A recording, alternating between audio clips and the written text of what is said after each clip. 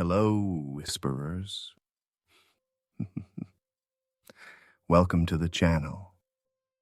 If you enjoy tonight's tale, don't forget to like, subscribe, and share. It helps more than you know. Now, dim the lights, and let's begin tonight's story.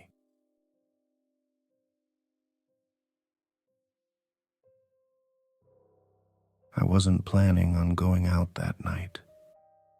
Halloween's just different when you're older. You stop caring about costumes and candy, and it just becomes another excuse for drunk people to wear horns and fake blood. I was fine staying in, maybe hand out candy, maybe scroll until I fell asleep. But my roommate Eric wouldn't let it go. He burst into my room, already half in costume, flannel shirt, fake axe wound on his neck, grinning like a kid. "Come on, man, you're not doing anything," he said. "I don't even have a costume," I told him. He waved a hand. "It's a Halloween party." "That's the point. Nobody cares. Just wear black or something." He mentioned it was at a house a friend of a friend rented for the weekend. Said it was gonna be massive. I didn't recognize the name of the host, but I didn't think much about it. People crash random parties all the time, right? So I threw on a dark hoodie, grabbed the cracked mask from last year, and said fine. 1 hour. I told myself I'd leave if it got weird. We left around 9. The night was cold, that kind of quiet cold where the air feels heavy. Eric plugged in his phone, blasting some dumb remix.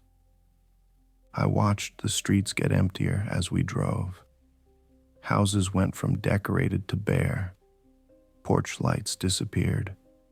It started feeling like we were driving away from Halloween, not toward it. When we finally turned down the street, I remember saying, "Are you sure this is it?"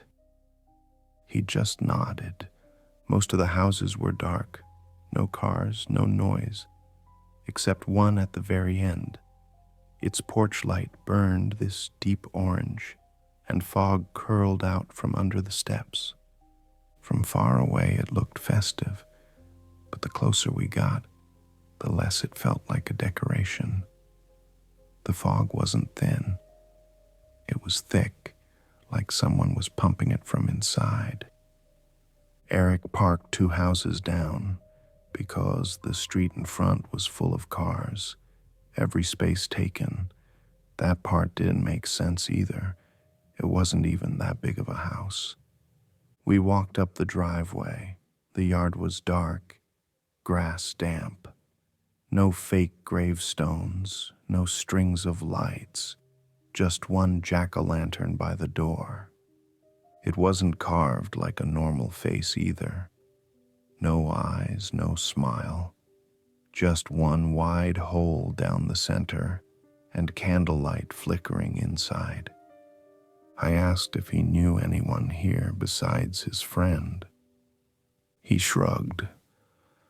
"Nah, it's one of those bring whoever things." That should have been the first red flag. Before we could knock, the door opened on its own. Someone wearing a skull mask leaned out.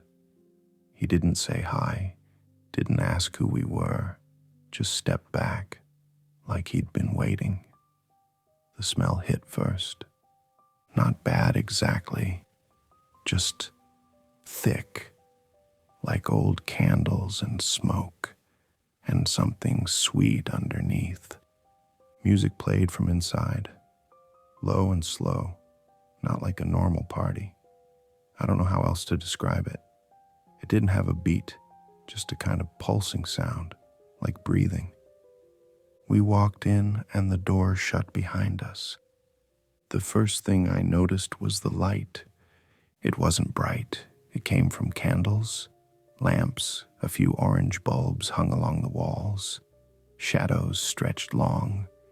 Everything looked slightly off color, like the room was painted in a way your eyes didn't like focusing on. And the costumes. God, the costumes. I thought people were just committed. A witch with yellowed teeth, a vampire with eyes that didn't catch light, someone in a scarecrow mask with straw coming out of their sleeves. It looked damp, real. Everywhere I turned, people moved slow, deliberate. No laughter, no shouts over the music. Just this dull hum of conversation, voices low and steady. Eric clapped me on the shoulder. See? Not bad. I nodded, even though my stomach felt tight. We drifted through the crowd. Some people nodded as we passed, but most just stared. Not unfriendly, just too long, too still, like they were waiting for me to speak first. I grabbed a drink from the counter, didn't touch it. The liquid inside was almost black under the light. There weren't any decorations, I realized. No fake spider webs, no skeletons, no string lights, just the people. It looked like an empty house filled to bursting. No photos on the walls, no furniture except a few mismatched chairs. The floorboards creaked under every step. Eric disappeared into another room. I tried to follow but lost him in the crowd. Everywhere I turned, faces half hidden behind masks stared back. I kept telling myself I was overthinking, that parties always feel weird when you don't know anyone. But as I moved through the house, I couldn't shake the feeling that something was off about the sound, the way people spoke. Their voices didn't mix.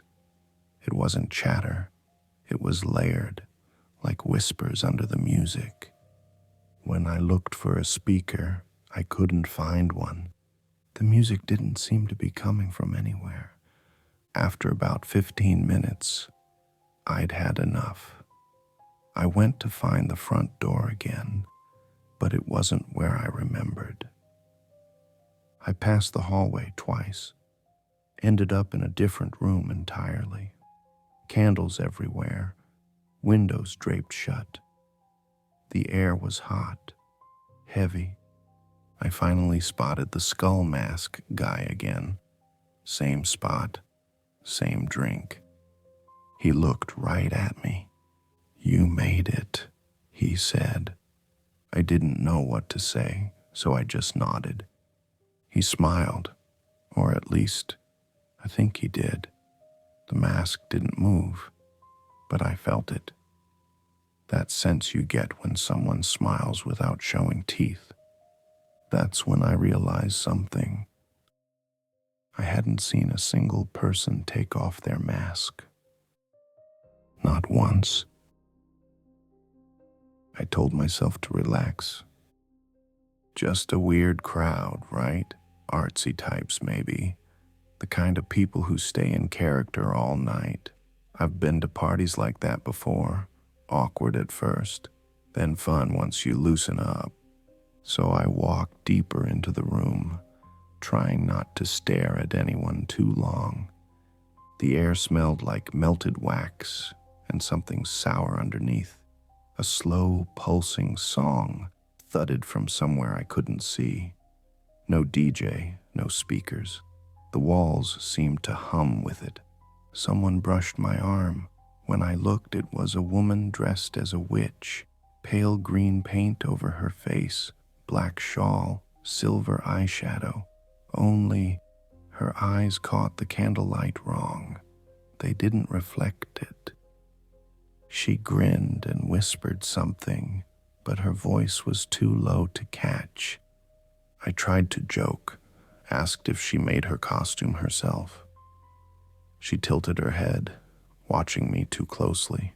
Her lips moved, slow, like she was repeating the question back, but no sound came out.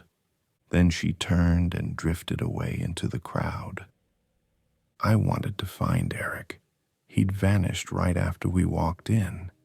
Every time I thought I saw him, plaid shirt, fake axe wound, it turned out to be someone else.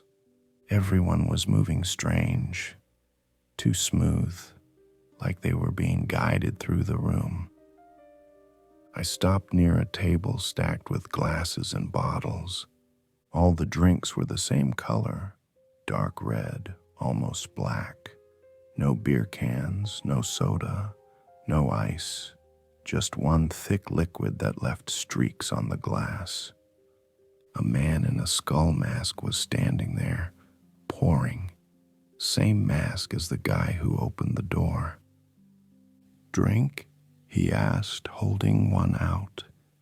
The voice was calm, polite, familiar. I said no thanks.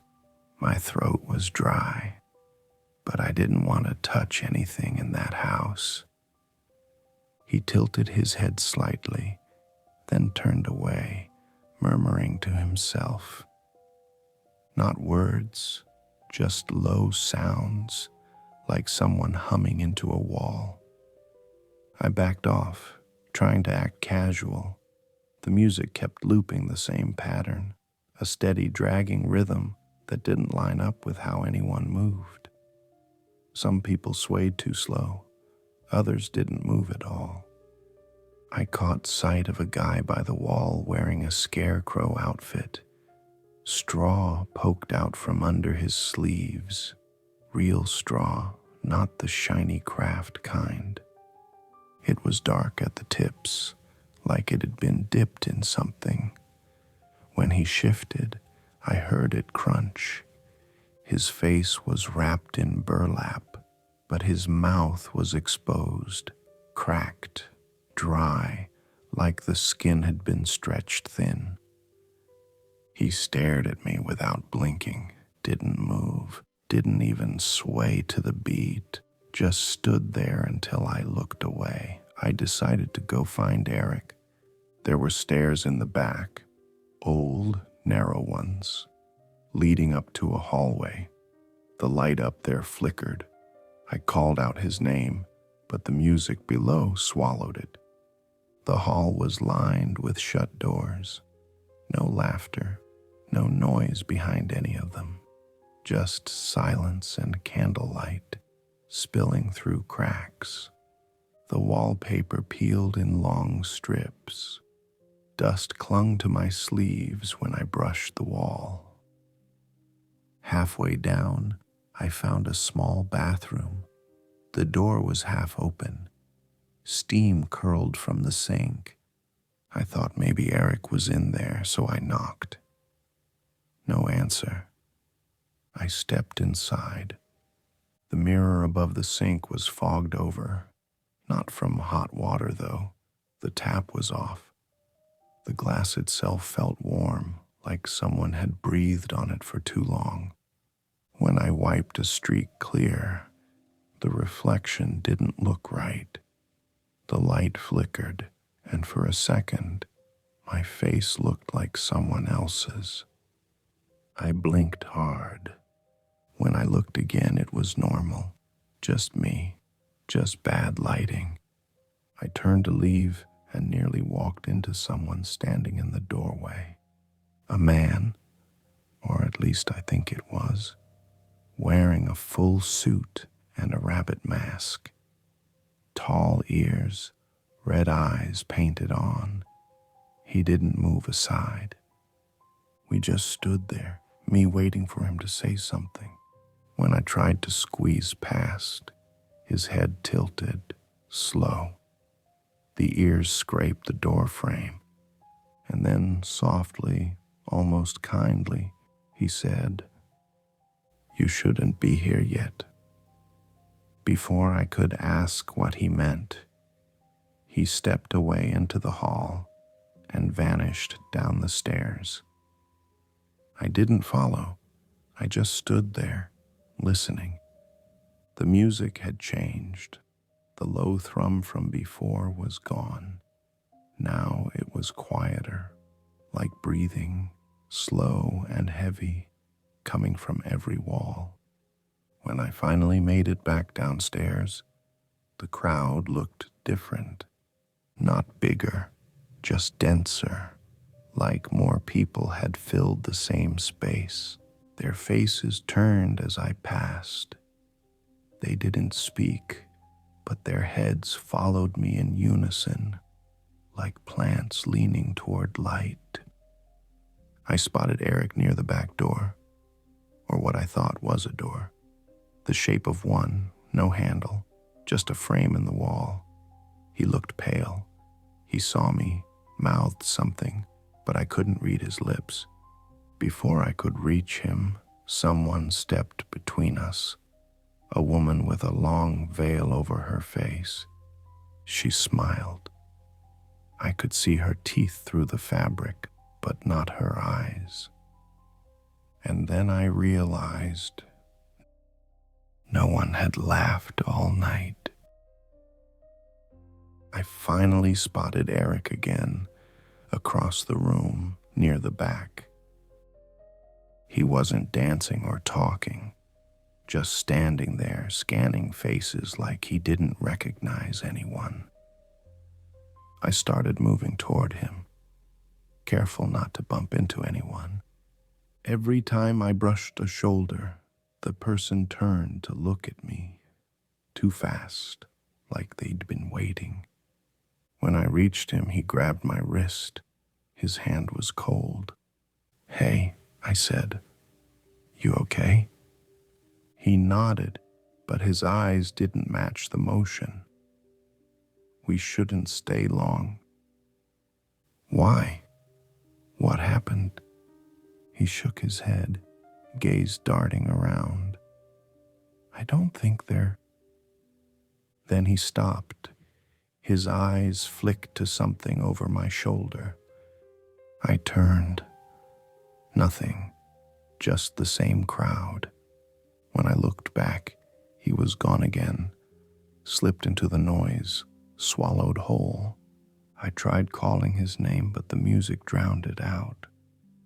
The sound had changed again, slower, lower, more like a heartbeat than a song. I couldn't tell where it was coming from anymore. The crowd didn't dance to it. They just swayed in place. I swear their heads moved on the same rhythm. Even their breathing lined up. My chest started tightening. I needed space. I pushed through to the kitchen, thinking maybe there'd be a window, a breeze, something. The smell hit first. Raw meat, old blood. On the counter were plates stacked high with red flesh, not steak, not cooked, no grill marks, no seasoning, just meat, wet, glistening, piled high like it was meant to be shared. A few guests stood nearby, motionless. One of them, a man in a cracked porcelain mask, reached down, pinched a piece between his fingers, and lifted it to his mouth. His hand trembled as he chewed, but his eyes never blinked. The sound turned my stomach. Wet, slow. He swallowed and smiled at me. I stepped back fast, bumped into someone behind me, a tall figure in a long black coat. I muttered an apology, no response. When I turned to look, their face was covered by a paper mask, blank white except for two uneven holes. The edges fluttered slightly, like breath was moving beneath it. They didn't step aside, didn't move at all. I brushed past and ducked into the hallway. It was darker there, quieter. The only light came from candles set into glass jars on the floor, each one flickering like it was struggling for air. I noticed something else. The walls weren't decorated. No fake webs, no banners. Nothing to show this was a party. The longer I looked, the more I realized the house wasn't decorated at all. No family photos, no clutter, just blank, empty walls. The only thing that filled it was them. The sound of whispers drifted through the vents. At first, I thought it was just music feedback, air passing through ducts. But then I heard my name, soft, drawn out. Hey, like someone right beside me. I turned fast, empty hallway. Another voice whispered closer, then another behind the wall. Dozens layered on top of each other, all saying things I couldn't understand. The sound wasn't coming from one place. It moved, circling me. The air felt thick, like it pressed against my skin. I tried to find a bathroom, maybe splash water on my face, take a second to breathe. The first door I opened was a coat closet. At least I thought it was. Inside, coats hung in a line, heavy and dark. They looked damp. When I touched one, my fingers came away sticky. I stepped back. The smell hit then. Copper, rot, something chemical underneath. One of the coats dripped onto the floor. There was no hanger, no hook, just a shape. Something hanging wrong under the fabric. I shut the door fast.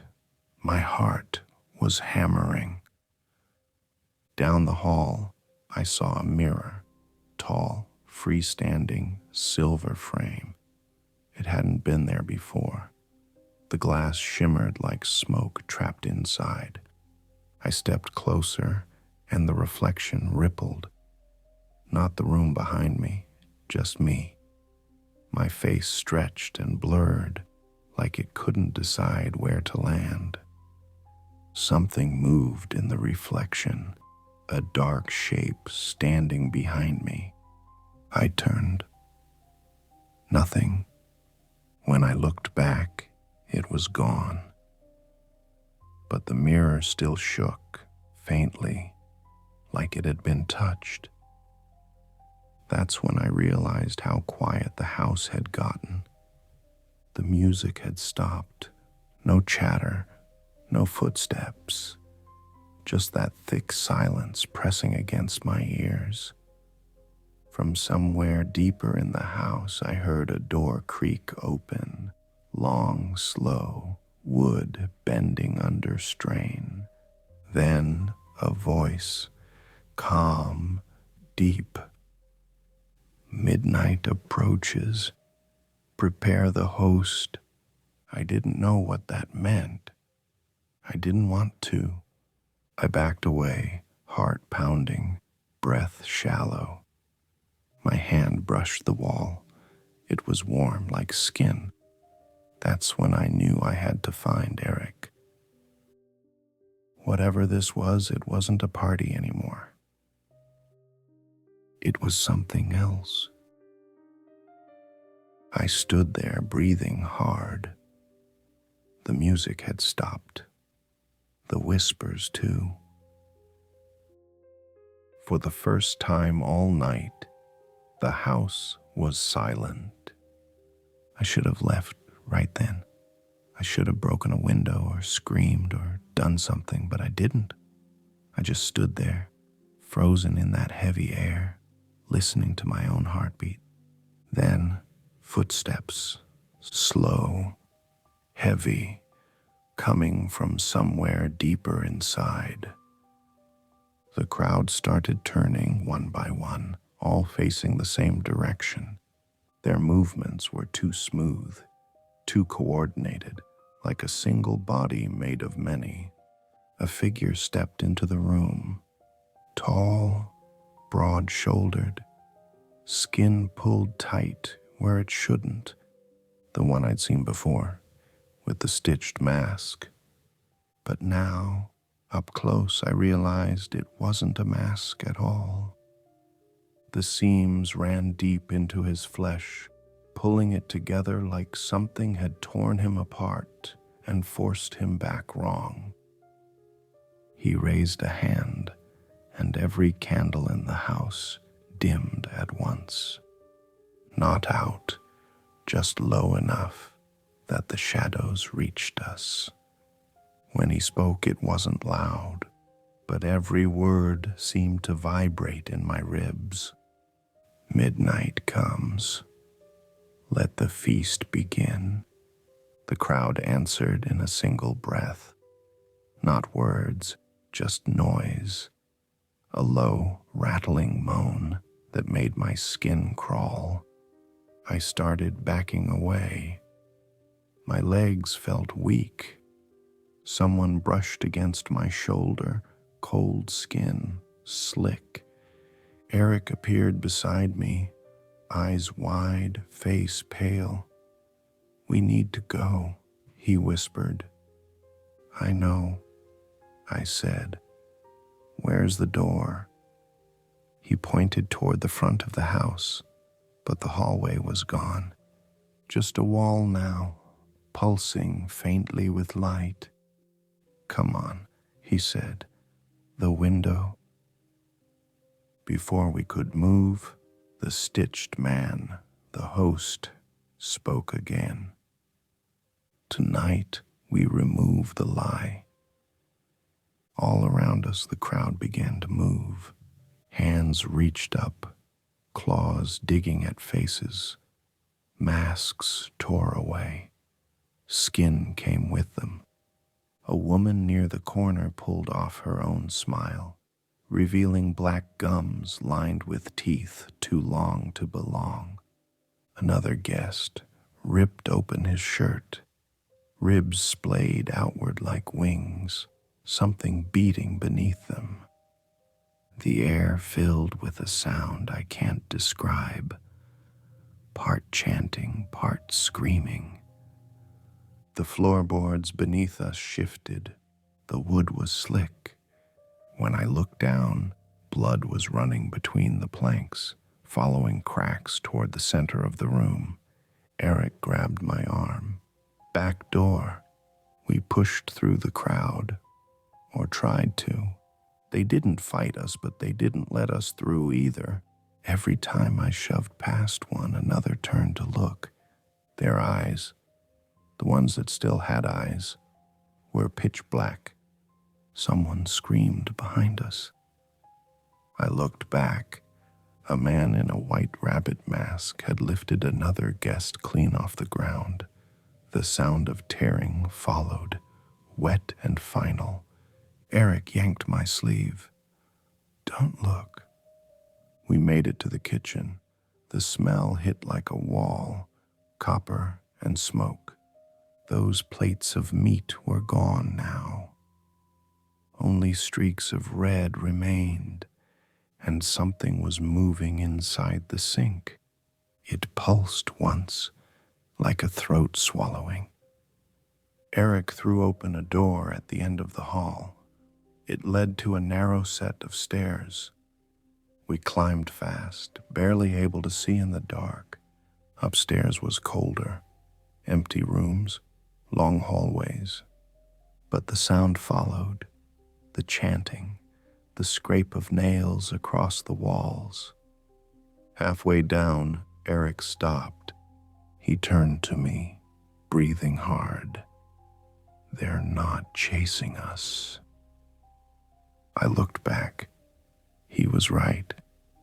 The stairs below were empty. The sound was coming from above. We turned toward the attic. The pull-down ladder was already open. Candlelight flickered from the crack. "I'm not going up there," I whispered. But before I could move, Eric's foot slipped. The floor buckled, and something grabbed his leg from below. I reached for him. He screamed, not a word, just a sound. Then he was gone, dragged straight through the floor. For a second, I saw what took him. A pale arm, fingers too long, nails black with blood. Then the boards sealed like nothing had ever broken. I didn't move, couldn't. The house creaked again, deeper this time, like it was breathing in. I ran, didn't care where, just ran. The hallway twisted. I turned corners that hadn't been there before. Every door I passed showed something worse inside. Shadows writhing, figures pressed against the glass, mouths moving silently. When I finally found a window, I didn't think. I threw myself through it. Glass tore my arms. My shoulder hit cold dirt. I rolled once, gasping. The fog outside was thicker now, rolling, alive.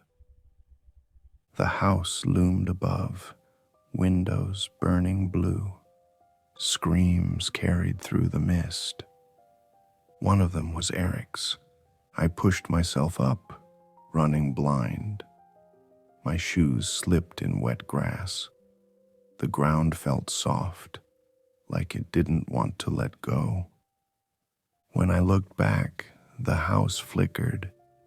For a second, it looked normal again, quiet, dark, empty. Then the lights went out, and the fog stopped moving. I didn't stop running until I saw streetlights again. By the time I looked over my shoulder, the house was gone. Not dark, not hidden, gone. When people ask why I hate Halloween, I tell them the truth. It's not the dead you should fear coming back. It's the ones that never left.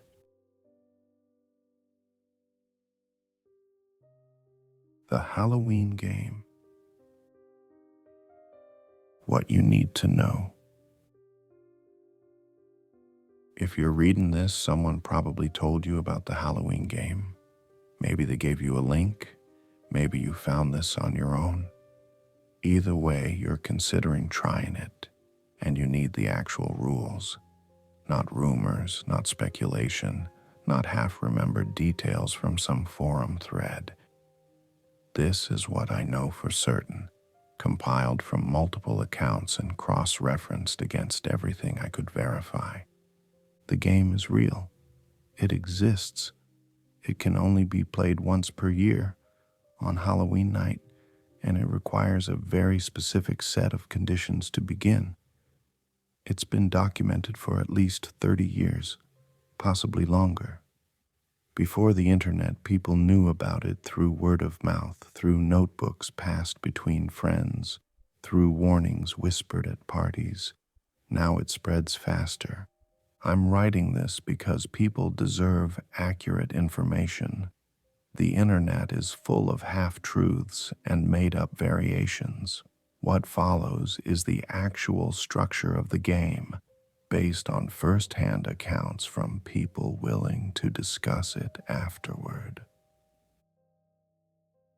The requirements. Location. You must be alone in a residential building, a house or apartment. The space must have at least 2 separate rooms with closable doors. A studio apartment technically qualifies, but you need distinct areas to hide. The building cannot be shared with other living people at the time of play. Pets present seem to make no difference, but having another human in the building will prevent the game from starting entirely. Time. The game begins at midnight exactly, not 12:01, not 11:59. Midnight. You'll know if you get it wrong because nothing happens. No presents, no sensation, nothing. Some people have theorized that being off by even a few seconds invalidates the summoning. Others think the game is flexible but chooses not to start if it senses hesitation. Preparation.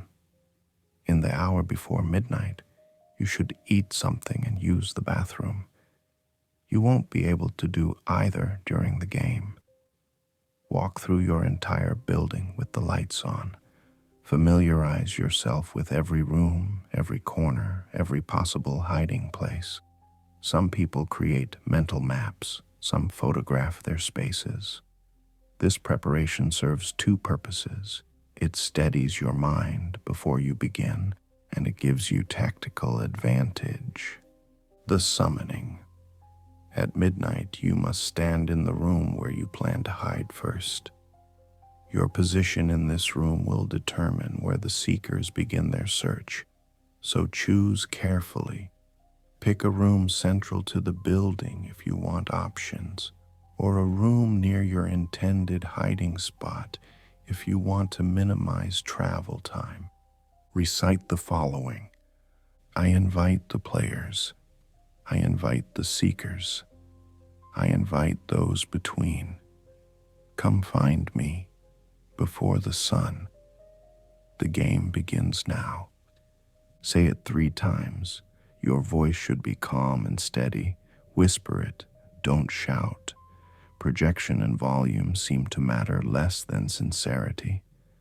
After the 3rd recitation, turn off all lights in the building. There will be a moment of absolute silence. This lasts anywhere from 3 to 10 seconds. Then you'll feel them arrive. It's not a sound or a visual. It's a pressure change, a sudden awareness that you are no longer alone. The air becomes heavier. The building's temperature drops noticeably. That's when they're here. How the game works. The teams. You are the hider. Them, the entities that respond to the summoning, are the seekers. There is no in-between during active gameplay. You cannot negotiate, trade, or communicate with them in any way that changes the fundamental roles. The hunt. You have approximately 5 minutes after the summoning to hide somewhere in the building. This is your grace period, your only window of safety. The seekers will not actively hunt during these 5 minutes, but they can move through the building. Some people report hearing footsteps or feeling presences pass near them during this window. This is intentional. It's part of the game. After this grace period ends, the hunt begins in earnest. You will feel when the 5 minutes are up. It's difficult to describe, but you'll know. It's similar to the feeling when the seekers arrive, a shift in the building's atmosphere, a tightening. Those who've described it say it feels like tension in your chest or pressure in your ears, though not physically painful. After that moment, if a seeker discovers you, you're caught immediately. The rules of hiding. You cannot leave the building at any point during the game. The doors and windows will not open for you once the game begins. Testing this during the grace period is possible but unwise. It wastes time and focus. You cannot hide in spaces smaller than a standard closet. The exact definition varies, but crawl spaces, cabinets, and underneath furniture don't count. Under a bed is acceptable. Behind a large piece of furniture is acceptable. In a bathtub with a shower curtain closed is acceptable. In a cabinet is not. You cannot use locks on doors or containers where you're hiding. If your hiding spot has a lock, you must leave it unlocked. Some people have theorized this is to prevent the seekers from becoming frustrated, or to maintain the game as something winnable rather than impossible. You cannot use light sources of any kind. No flashlights, no phones, no matches. Complete darkness is required. You cannot make noise intentionally. Your breathing, your heartbeat, these are fine. Dropping something, shuffling, whispering to yourself, these are not. You must remain completely still once you've hidden. Movement forfeits your position. Several people who tried to change hiding spots mid-game report that the seekers found them within minutes of moving. You cannot harm the building or yourself as a method of hiding. Removing floorboards, creating new spaces, punching through drywall, these fall outside the rules and are treated like other rule violations. The rules for seekers. They are bound to the interior of the building. They cannot pass through external walls. They cannot open locks you've secured before the game began. If your bedroom door had a lock, and you locked it on your side before the summoning, they cannot break through it. Some people interpret this as a loophole and prepare locked rooms before starting. This is legitimate strategy. They move through interior walls and doors without obstruction. They do not have to walk around obstacles. They pass through as if nothing is there. They know the building's layout instantly and completely. They understand the structure better than you do, even if it's your home. They do not tire. They do not need breaks. They can search endlessly.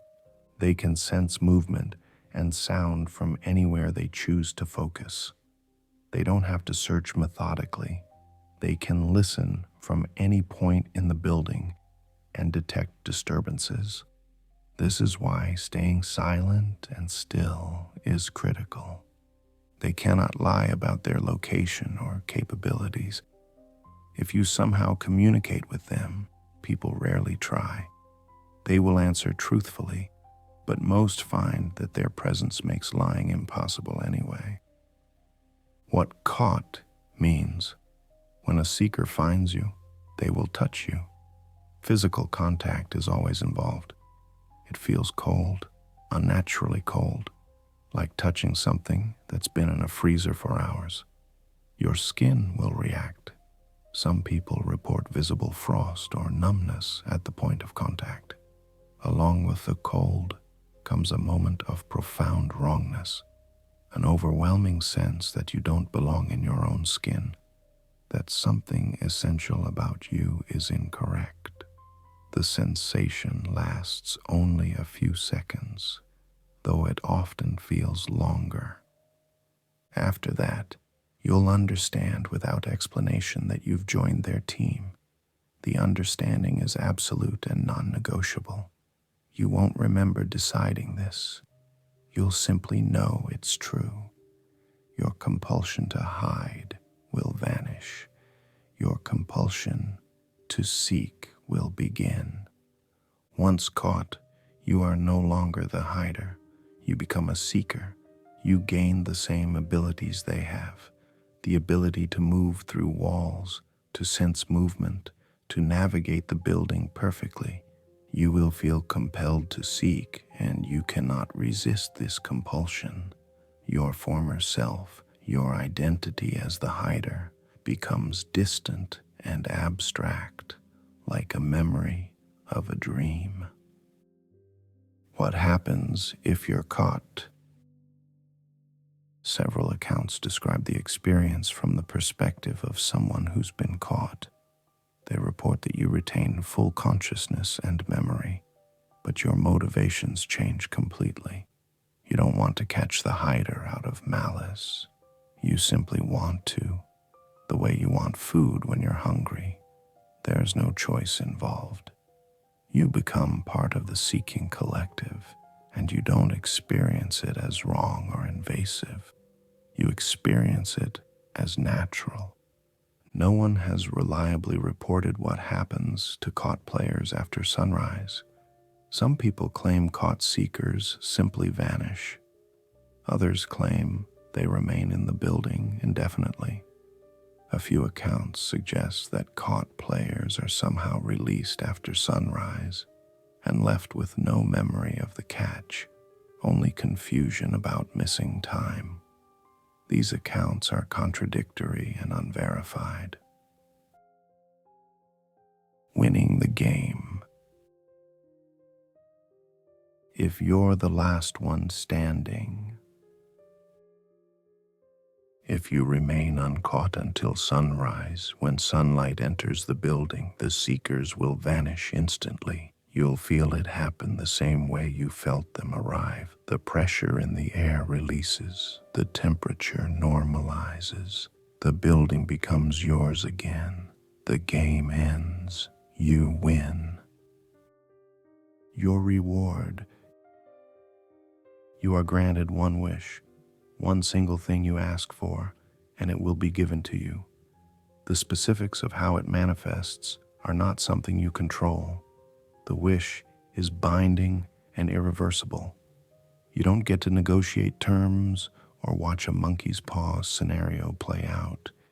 You ask for something, and it happens. The mechanism is unclear. Some people theorize the seekers themselves fulfill the wish as part of the game's structure. Others think something else is involved entirely. If you're caught before sunrise, you remain a seeker indefinitely. You cannot leave the building. You will remain there, seeking for the rest of the night and potentially beyond. The building becomes a sort of containment space while the game is active. After sunrise, the accounts become uncertain. Some people have reported that caught seekers are released from the building with no memory. Some claim they remain trapped. Some claim they never entered the building at all after being caught, that they exist in a parallel space within it, still seeking in perpetuity. No one caught has voluntarily reported what happened to them. Only second-hand observations exist. Important warnings on quitting. You cannot stop playing once it begins. Attempting to leave the building or opt out of your role doesn't work. The rules are absolute and self-enforcing.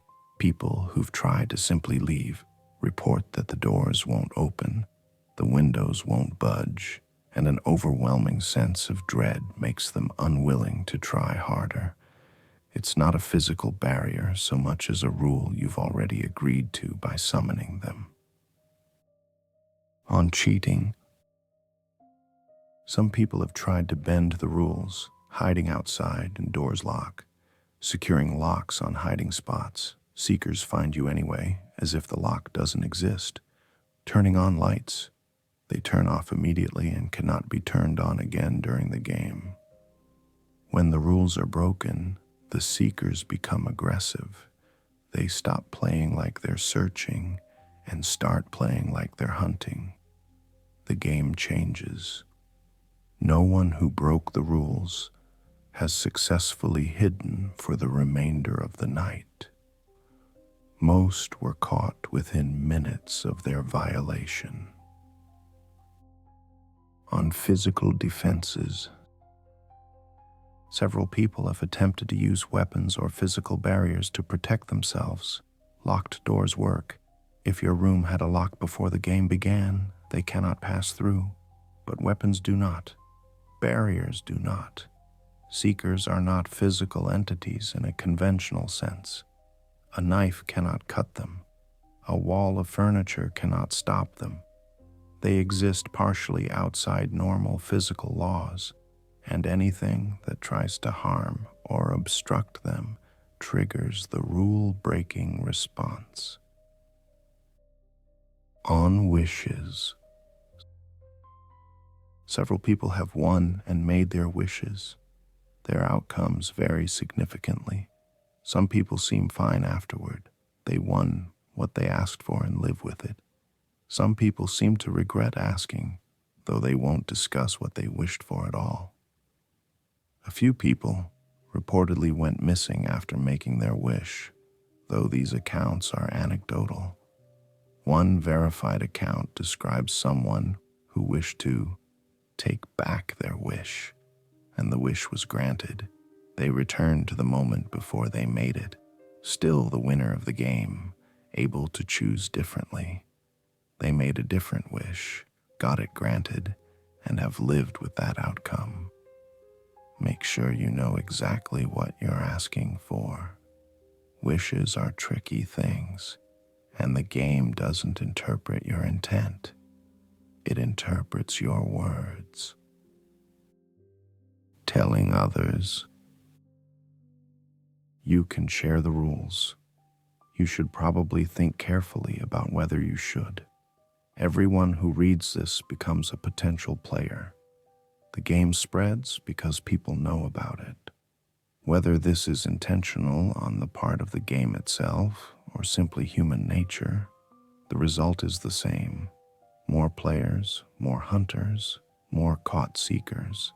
Some people believe the game is designed to recruit, that each caught player stays trapped, seeking forever, that the seekers are people from previous years, and the game replenishes its hunting force through repeated play.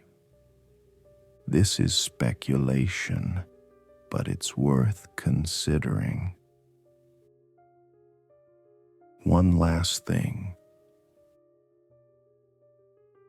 The game is always recruiting for next year. That's what the seekers are really looking for. Not just to catch you, but to see if you'll join them when dawn doesn't come. You become part of the game's infrastructure. You become one of the hunters. If you've read this far, you now know enough to play. You understand the rules, the requirements, and the stakes. You understand what could go wrong and what could go right.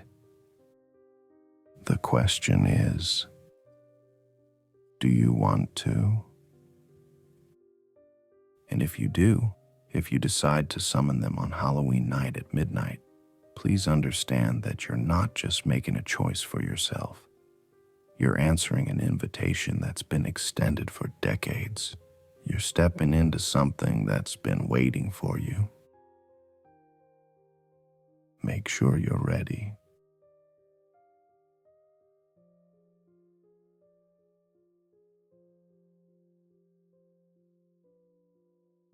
I need to tell someone about this. I know how it sounds. I know exactly how it sounds because I've spent the last 72 hours trying to convince myself I'm wrong, that I'm seeing patterns where there aren't any, that I'm losing my mind. But I'm not. I wish I was. Let me start from the beginning. I collect VHS tapes. I know. In 2025, it's a weird hobby. My girlfriend Emma says it's because I'm a nostalgic millennial who can't let go. And she's probably right. But there's something about the format I love. The tracking lines, the analog warmth, the physical act of rewinding. Plus, you find the weirdest stuff on old VHS tapes. Local commercials, public access shows, someone's awkward wedding video from 1987. It's like archaeology, but cheaper and less dusty. Most Saturdays, I hit up the thrift stores in my area.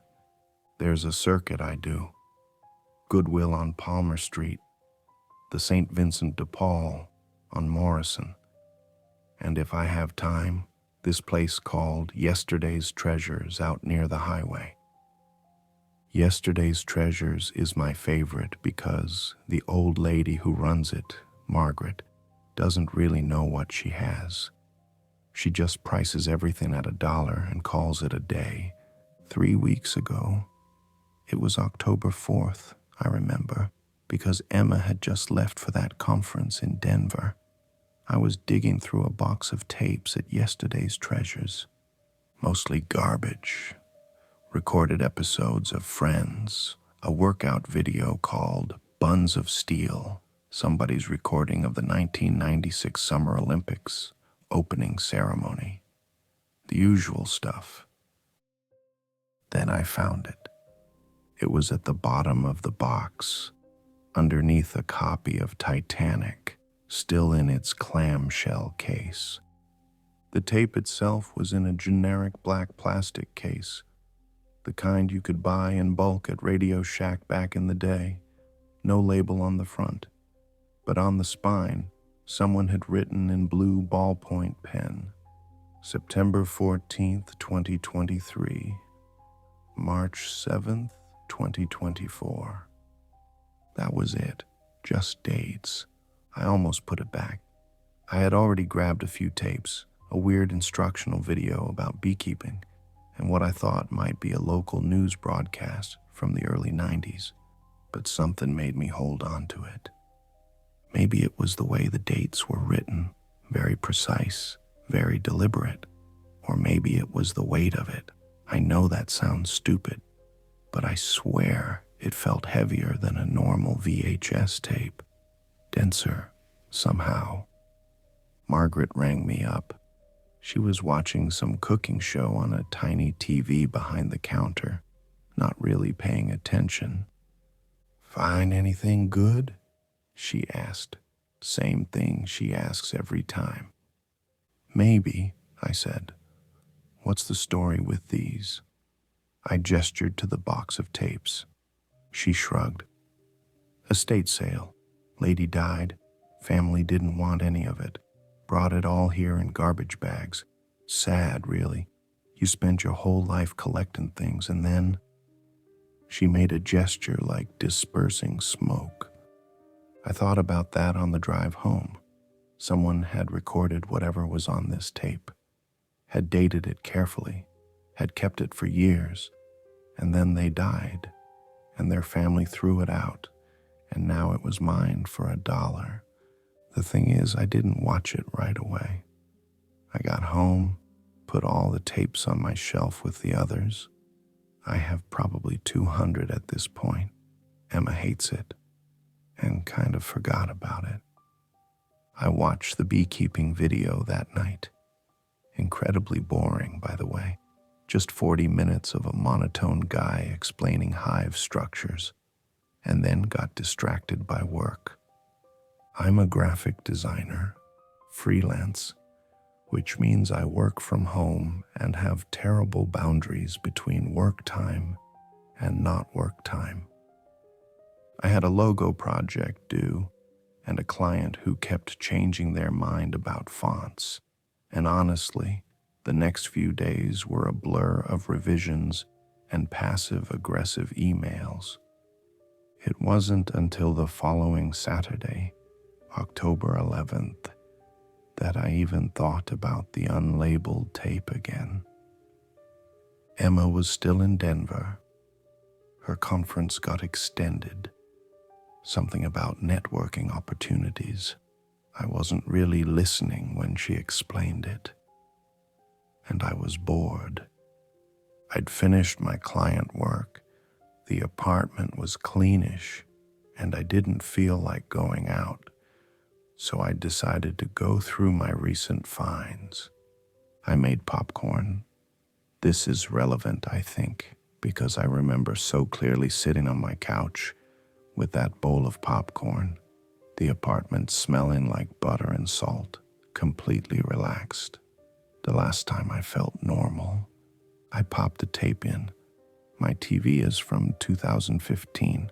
One of those last generation flat screens before everything went smart, and I'd rigged it up to an old VCR I got at a garage sale. The VCR is finicky. Sometimes it eats tapes, sometimes it works fine. I'd been meaning to get it serviced, but, never got around to it. The tape started with static, normal. Then the static cleared, and I was looking at news footage. It showed an airplane, one of those big commercial jets, maybe a 737 or something. I'm not great with aircraft models. The footage was taken from the ground, shaky like someone filming on their phone. The plane was coming in for a landing, way too steep, way too fast. Even through the video, I could hear people screaming. Then the plane hit the runway, not a landing, a crash. It hit nose first and cartwheeled, breaking apart, pieces spinning off in different directions, fire everywhere. The footage cut to black for a moment, then switched to professional news coverage. A reporter standing in front of wreckage, emergency vehicles in the background. I couldn't hear what the reporter was saying. The audio was muffled, like it had been recorded over several times, but I could read the chyron at the bottom of the screen. Flight 447 crash, São Paulo International Airport, 67 dead. And in the corner, the timestamp, September 14th, 2023. I paused the tape. Here's the thing, and this is going to sound stupid, but I need you to understand my thought process. My first reaction was actually kind of excited. Not about the crash, obviously, that's horrible. But I thought I'd found something rare. Raw news footage from a major disaster. The kind of thing that usually gets archived or controlled. As a collector, that's gold. I grabbed my laptop and Googled Flight 447 crash, September 2023. Nothing. I tried different combinations. São Paulo Airport crash 2023, Brazil plane crash September, Flight 447 disaster. There were results for Air France Flight 447, which crashed in 2009. Nothing from September 2023. Okay, I thought. Maybe I misread the date. Maybe it was 2003 or 2013. I rewound the tape. God, I even loved the sound of rewinding, that mechanical whir, and watched it again. No, definitely September 14th, 2023. Clear as day. So maybe it was fake, some kind of hoax video, special effects project. But the footage looked real. The physics of the crash, the way debris moved, the genuine terror in those background screams. I've seen enough disaster footage online. Don't judge me, it's a rabbit hole. To know what real looks like. I kept watching. The next segment showed a building collapse. A high-rise, maybe 30 stories, just folding into itself, pancaking down floor by floor in a cloud of dust and debris. The footage was from across the street, someone's security camera maybe. Professional news coverage followed. Reporters, rescue workers digging through rubble, crying families. The chyron, Mexico City apartment tower collapse, 89 dead, dozens missing. Timestamp, October 3rd, 2023. I Googled it. Nothing. Then, a ferry sinking, the boat listing heavily to one side, people jumping into dark water, some clinging to the railing as it went under, news coverage of bodies being pulled from the sea. Indonesian ferry disaster, at least 156 dead. November 22nd, 2023. I Googled it. Nothing. I need you to understand, I watched for 2 hours. The tape was full of disasters. A nightclub fire in Manila, a bridge collapse in India, a shooting at a shopping mall in Germany, an earthquake in Chile, on and on and on. Every single one dated from September 2023 to March 2024. and none of them had happened. I mean, they hadn't happened as of October 2023 when I was watching. These were events dated in the future, but recorded like they were in the past. The footage looked archival, professional news coverage, memorial services, investigation reports, but when I searched for any of them online, I found nothing. My popcorn got cold. I didn't notice. By the time the tape ended, and it didn't run out, it just stopped, cut to static like whoever made it decided they were done. I felt sick. That weird vertigo feeling you get when something doesn't make sense, when your brain is trying to reconcile impossible information. I checked my phone. It was past midnight. I'd been watching for 4 hours. I rewound the tape and watched it again. Same footage, same dates, same disasters that, according to the internet, had never occurred. At around 3 in the morning, I came up with a theory. This was an art project, some kind of commentary on disaster voyeurism, fake news, fear culture, whatever. Someone had gone through a lot of trouble to create realistic-looking footage of fictional disasters. It was impressively done, if that's what it was. The news graphics looked authentic. The reporters seemed real. The footage had that compressed, aired-on-TV quality that's hard to fake. That made sense. That was rational. I went to bed feeling better. Mystery solved. Cool find. Interesting concept. I'd maybe Google around to see if I could figure out who made it. But I couldn't sleep. I kept thinking about the dates. September 14th, 2023 to March 7th, 2024. Why those dates specifically? Why write them on the spine of the tape? And something else was bothering me, scratching at the back of my mind, but I couldn't quite pin it down. Around 5 a.m., I got up and went back to the living room. The tape was still in the VCR. I pressed play and fast-forwarded to a random spot. A train derailment in France, December 8th, 2023. I paused it and really looked at the footage, background details, a sign on a building, an advertisement on a bus, the make and model of cars in the parking lot, a woman in the crowd wearing a very specific jacket, bright yellow with a logo I didn't recognize. I'm not sure why, but I took screenshots with my phone. Just pressed the phone camera up against the TV screen and clicked. The photos came out blurry and dark, but you could see enough. Then I realized what was bothering me. I went to my computer and pulled up Google. Searched for São Paulo International Airport. The airport exists. That checked out. I looked at images. The terminal building in the crash footage matched the real airport. Same architecture, same layout. I searched for Mexico City apartment buildings.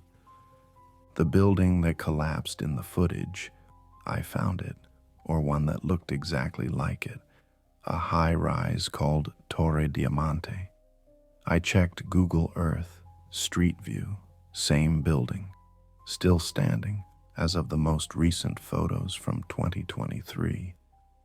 Every disaster I checked, the locations were real. The buildings were real. The ferries, the nightclubs, the bridges, all real places. Someone had gone to a lot of trouble to create footage of real locations being destroyed. Or, no,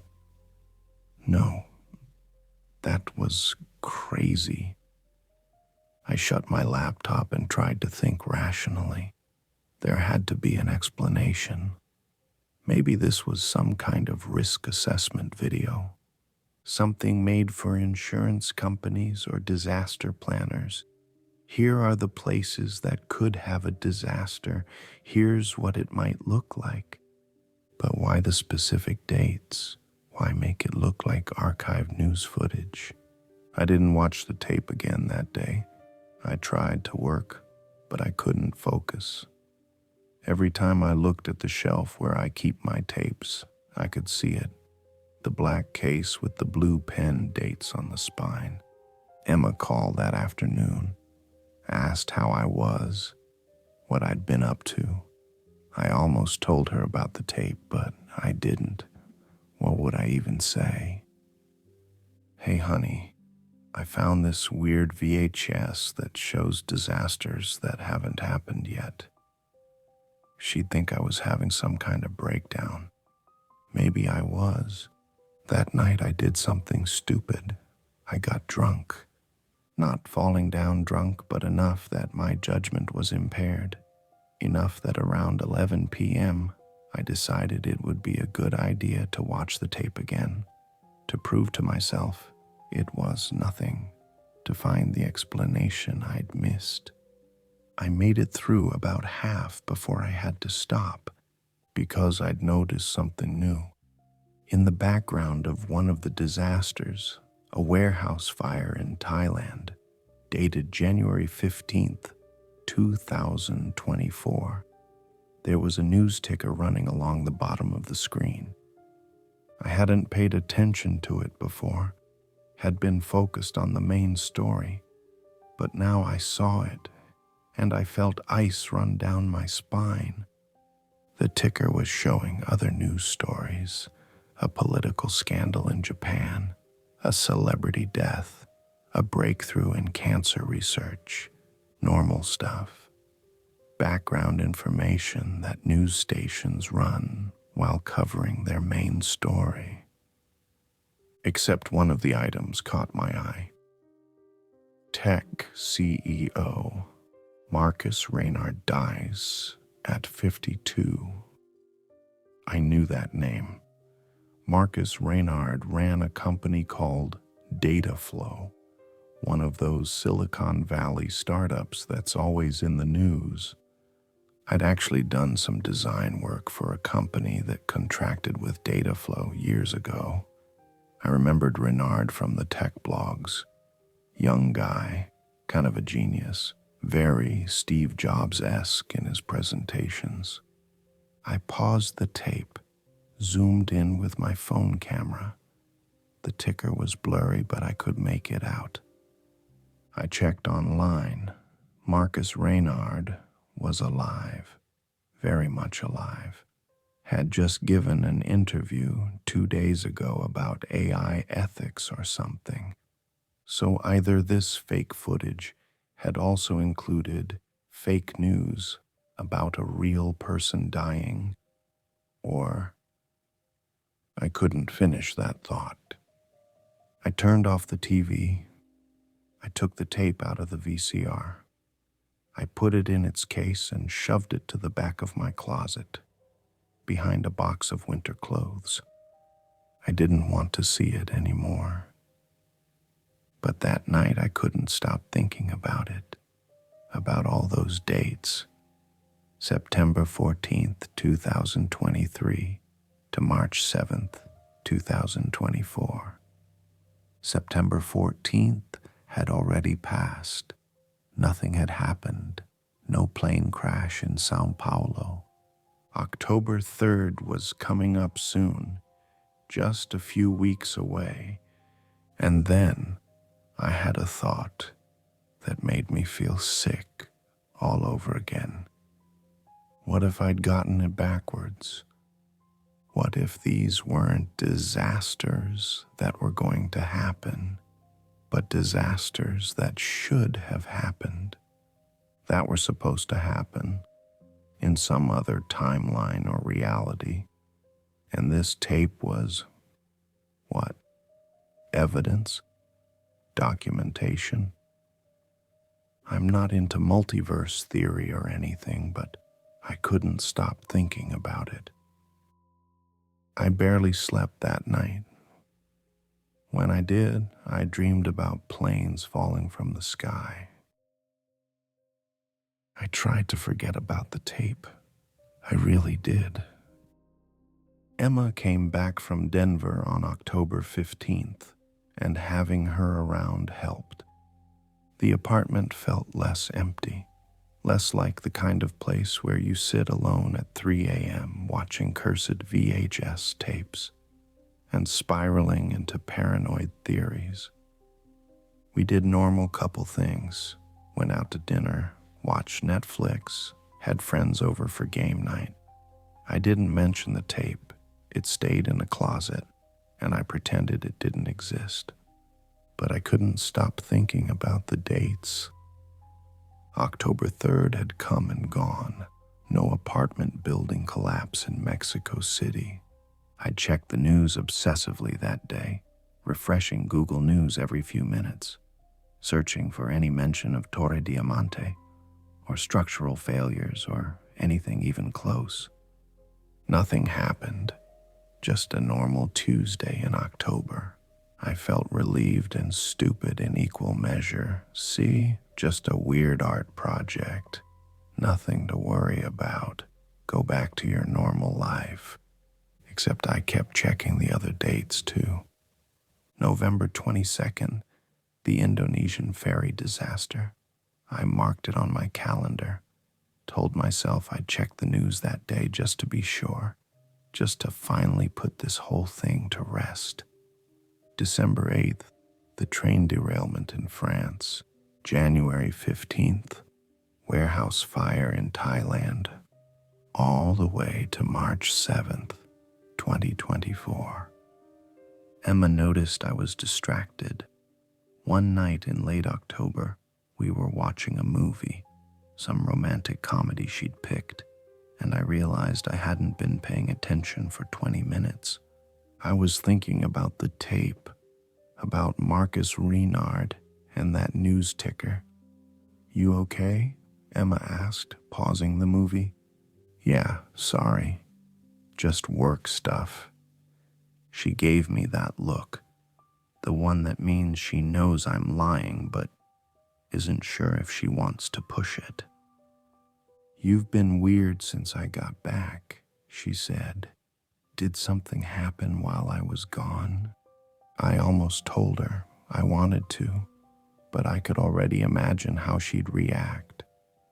Emma is wonderful, but she's practical.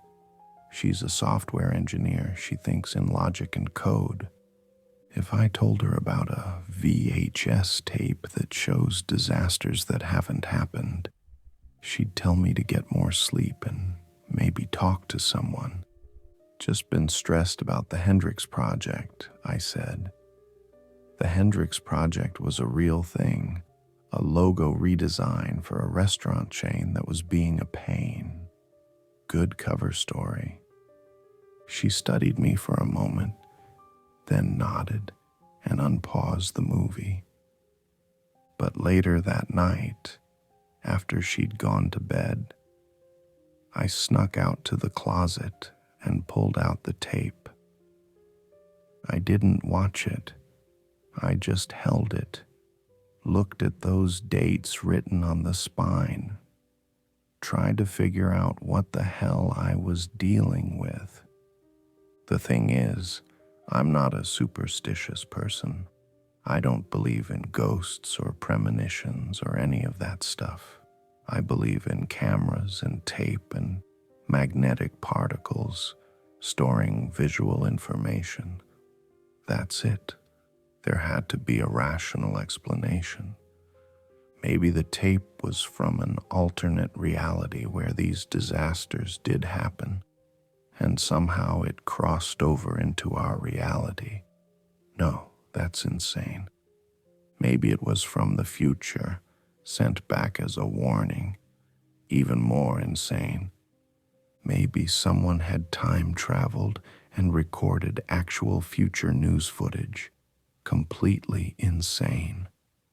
Or maybe, and this was the worst possibility, maybe these disasters were going to happen. Maybe I'd been wrong about October 3rd. Maybe I'd missed something. I went back to my computer and searched again. Mexico City and October 3rd, 2024, and various combinations of collapse, building, disaster. Nothing in the news. But I found something else. A post on a Mexican news forum, dated October 4th. Someone asking if anyone else had heard rumors about Torre Diamante. Another person replying that they'd heard the building had been evacuated the day before due to structural concerns, but nothing was being reported officially. I dug deeper, found a tweet, X, whatever we're calling it now, from a local journalist saying she'd heard rumors of a cover-up involving a downtown high-rise, but couldn't confirm anything. My hands were shaking. I searched for more, found a blog post from someone who claimed to work in Mexico City's building inspection department. They said that Torre Diamante had been red flagged months ago, that there were serious foundation issues, but the building owners had connections and were suppressing the information. The post was anonymous and unverified. Could have been true. Could have been conspiracy theory nonsense.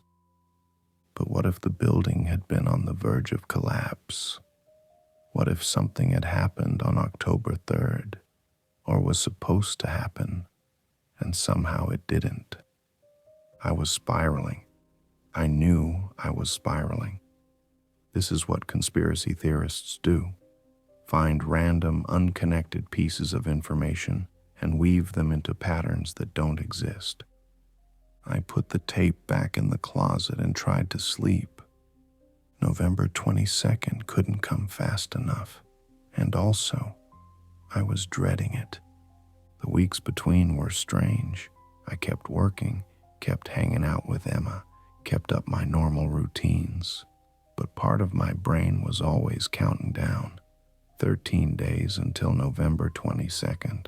10 days, 5 days. I started following Indonesian news sources. Google Translate became my best friend as I checked headlines from Jakarta, Surabaya, Bali, ferry schedules, safety reports, anything that might indicate a disaster was coming. Emma definitely noticed something was wrong. "You're on your phone constantly," she said one night over dinner. "Are you seeing someone else?" She said it like a joke, but there was an edge to it. What? No. God, no.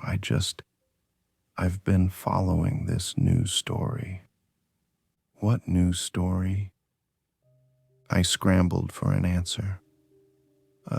There's this ferry situation in Indonesia. Safety concerns. It's interesting. She looked at me like I'd grown a second head. Since when do you care about Indonesian maritime safety? I don't know, I just found it interesting. We finished dinner in uncomfortable silence. That night, she went to bed early. I stayed up, laptop open, searching for any mention of ferry disasters, boat accidents, anything. Nothing. November 22nd was a Wednesday. I barely slept the night before.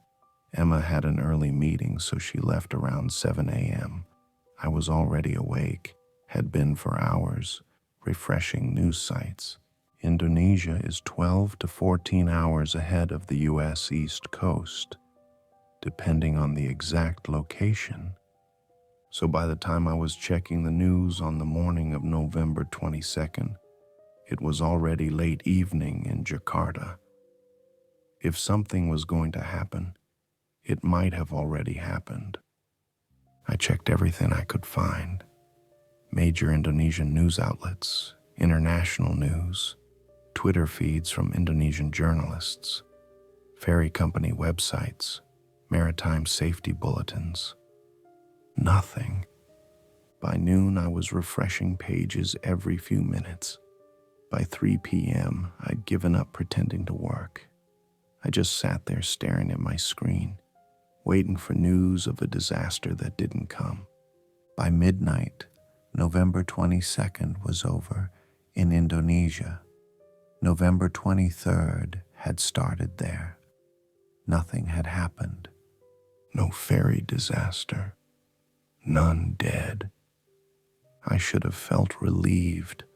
I should have felt vindicated. See, I was right. It's all fake. None of this is real. But I didn't feel relieved. I felt wrong. Because what if I was the reason it didn't happen? No, that's stupid. I didn't do anything. I didn't warn anyone. I didn't even know which ferry was supposed to sink, or where, or when exactly. I couldn't have prevented anything because I didn't take any action. But what if just knowing about it changed things? What if that's how this works? I was losing it. I knew I was losing it. Emma found me at 2 a.m., still at my computer, surrounded by empty coffee cups and the remnants of stress eating through a bag of chips. Jesus Christ, what are you doing? I jumped. Hadn't heard her come out of the bedroom. I couldn't sleep. I said, "You've been weird for weeks. Months, actually. What the hell is going on?" I looked at her. She was wearing the oversized t-shirt she sleeps in, her hair messy, face creased with concern and frustration. And I realized I'd been a terrible boyfriend. Distant, obsessed with something I couldn't explain. She deserved better. "I'm sorry," I said. "That's not an answer." "I know. I've been stressed, and I know that's not an excuse. But I promise I'll do better." She sat down next to me, took my hand. "Talk to me," she said. "What's actually going on? And don't say work. I know what work stress looks like. This is something else." I almost told her. I was so close. But then I looked at the computer screen, at the Indonesian news sites I'd been refreshing all day, and I knew how it would sound. "I think I need to take a break from the internet," I said instead. "I've been doom scrolling, reading about disasters and bad news, and it's been getting to me." It wasn't entirely a lie. She squeezed my hand. "Okay, yeah, that makes sense. The world is kind of a nightmare right now. Maybe we both need to unplug for a bit." "Yeah." She pulled me to bed. I lay there staring at the ceiling while she fell asleep next to me. The tape was in the closet, 20 feet away. I could feel it there, like a weight, like a presence. I got up. As quietly as I could, I snuck to the closet and pulled out the tape. In the kitchen, in the dim light from the microwave clock, I looked at it, really looked at it. The case was scuffed, the kind of wear that comes from years of use. The dates on the spine, September 14th, 2023, March 7th, 2024, were written in that careful blue pen. Who wrote this? Who recorded this? And why did they get rid of it?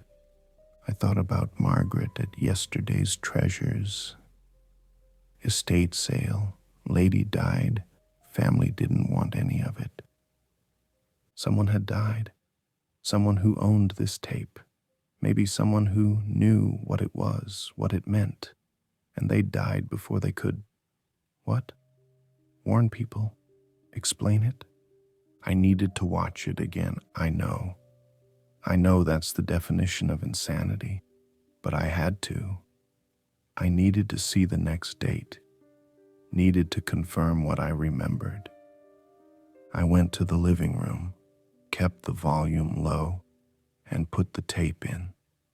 I fast-forwarded through the disasters I'd already seen. The plane crash, the building collapse, the ferry that hadn't sunk, past the nightclub fire, the bridge collapse, the shopping mall shooting. The next one was December 8th, 2023, just 2 weeks away. A train derailment in France. The footage showed a high-speed train, one of those sleek TGV ones, lying on its side. Cars crumpled and bent, some burning. Emergency workers everywhere. The news coverage showed the location, just outside Lyon, on the Paris-Lyon route. The Chiron TGV derailment. At least 43 dead, 200 injured. I watched the whole segment, took notes this time, details about the location, the time of day, morning commute, around 8:30 a.m. local time, the train number, TGV 6721. Then I kept watching. January 15th, 2024. Warehouse fire in Thailand, just outside Bangkok. Footage showed a massive industrial complex engulfed in flames. News reports about chemical storage, explosions, nearby residential areas being evacuated. 31 dead, mostly firefighters. February 2nd, 2024. A dam failure in Pakistan. This one was brutal. Water surging through a valley. Entire villages being swept away. The death toll was in the hundreds, and the news coverage showed bodies being pulled from the mud days later. February 19th, 2024, a hotel fire in Japan. Tokyo, a luxury hotel, guests jumping from windows, black smoke pouring out. 22 dead, and then the last one, March 7th, 2024. I'd almost forgotten this was the end date on the tape. March 7th, 3.5 months from now. The footage started the same way as the others. Shaky amateur video, then professional news coverage. But this one was different. Bigger. A stadium collapse. A massive indoor stadium. The kind that holds tens of thousands of people. The roof had come down during some kind of event. The footage showed absolute chaos. Crowds fleeing, rescue workers trying to dig through rubble, the twisted metal and concrete of a structure that had catastrophically failed. The Chiron, Rogers Center collapse during concert. Death toll rises past 400. Rogers Center. I knew that name. That's in Toronto, the baseball stadium, home of the Blue Jays. But the footage showed it configured for a concert. Huge stage at one end, floor seating, the stands packed with people. And then the roof coming down, just collapsing inward. And all those people. I felt sick. The death toll kept rising in the coverage. 400, 450, 500. They weren't sure yet. Too many people trapped. The worst disaster in Canadian history. The footage showed a close-up of a poster, one of those concert posters on a wall outside the stadium. I paused the tape and leaned in. The poster showed a band I'd never heard of, The Violet Hour, and a date. March 7th, 2024. I sat back, This was the most specific one yet, not just a location and a date, but an exact event, a concert, a band name. I grabbed my laptop and searched the Violet Hour Band. They existed. They were real. An indie rock band from Montreal, moderately successful, the kind of act that plays mid-size venues. Their website showed tour dates.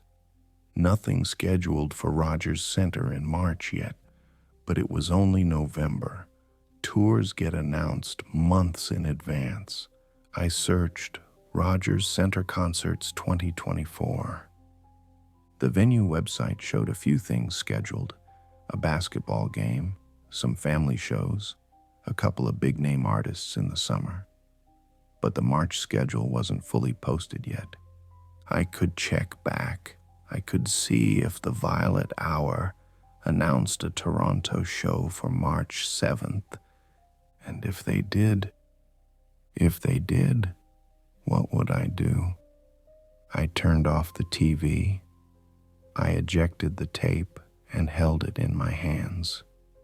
This was too much, too specific, too real. If this band announced a concert for that date, at that venue, then I'd have to accept that the tape was showing the future, actually showing real events that hadn't happened yet. And if that was true, then over 400 people were going to die in March unless something changed. I put the tape back in its case, put the case in the closet, and I made a decision. I was going to tell Emma everything. In the morning, when she woke up, I'd show her the tape, show her my research, show her everything, and we'd figure out what to do together. I went to bed feeling like I'd made the right choice, like I was finally taking action instead of just spiraling alone. But when morning came, when Emma was making coffee and asking what I wanted for breakfast, I chickened out. I couldn't do it, couldn't find the words. How do you start that conversation? Hey, honey, so I bought a cursed VHS tape that predicts disasters. She'd think I was insane, and maybe I was, so I didn't tell her. I went back to pretending everything was normal. But I kept checking the Violet Hour's website every day, multiple times a day. December 8th was coming, the train derailment. That would be the test. If nothing happened, then I could relax. If something did happen, I didn't want to think about that. The days crawled by. Emma and I went to her work Christmas party. I smiled and made small talk and pretended I wasn't constantly checking my phone for news from France. We decorated for Christmas early. She wanted to get a real tree this year, so we went to one of those lot places and picked out a 6-footer. It smelled amazing, filled the apartment with pine. We spent an evening decorating it while drinking hot chocolate and listening to Christmas music. It was nice. It was normal. I tried to focus on that, on the good parts of life, on the fact that Emma was there and we were happy and nothing bad was happening. But December 8th was coming. I barely slept the night before. Emma was used to my insomnia by now. Didn't comment when I got up at 3 a.m. France is 6 hours ahead, so by 3 a.m. East Coast time, it was 9 a.m. there. If something was going to happen, it would have happened by now. I checked every French news source I could find. Le Monde, Le Figaro, France 24, Google News set to France. Nothing. By 4 a.m. French time, 10 a.m., When the train would have derailed, I was refreshing pages every 30 seconds. By noon, I was starting to relax. Nothing had happened. The trains were running normally. No disasters reported. And then, at 2:47 p.m. my time, the news broke. Breaking TGV train derails near Lyon. Casualties reported. I felt the blood drain from my face. I clicked through to the article. It was still developing. Early reports, but a TGV train had left the tracks just outside Lyon. Emergency services were on scene. Number of casualties unknown. I watched as the story updated in real time. The death toll rising. 12 dead. 20 dead. 30 dead. Photos started appearing, the train on its side, the exact image I'd seen on the tape. By evening, the final count was in. 43 dead, over 200 injured. Exactly what the tape had shown. The train number, TGV 6721. The location, the Paris-Lyon route, just outside Lyon. The time, morning commute, 8:33 a.m. local time. Every detail matched. I sat there staring at my computer screen, feeling like the floor had dropped out from under me. It was real. The tape was real. Everything on it was real. Which meant the ferry in Indonesia had been real too, or was supposed to be, and the apartment building in Mexico City, all of it, and the Rogers Center, March 7th, over 400 dead. That was real too. That was going to happen. I had 3 months to figure out what to do. I told Emma that night. I couldn't hold it in anymore. She found me sitting in the dark, staring at nothing, and she knew something was seriously wrong, so I told her everything. About the tape, about the disasters, about checking the dates and watching them come true. She listened, didn't interrupt, didn't laugh or tell me I was crazy. Just sat there on the couch next to me while I word vomited the entire story, everything I'd been holding in for 2 months. When I finished, there was a long silence. "Show me," she finally said. So I did. I got the tape from the closet, and we watched it together. All of it. Every disaster, every date, every detail. When it ended, she sat back and stared at the blank TV screen. "Jesus," she whispered. "I know. The train crash. That actually happened. Today. I know."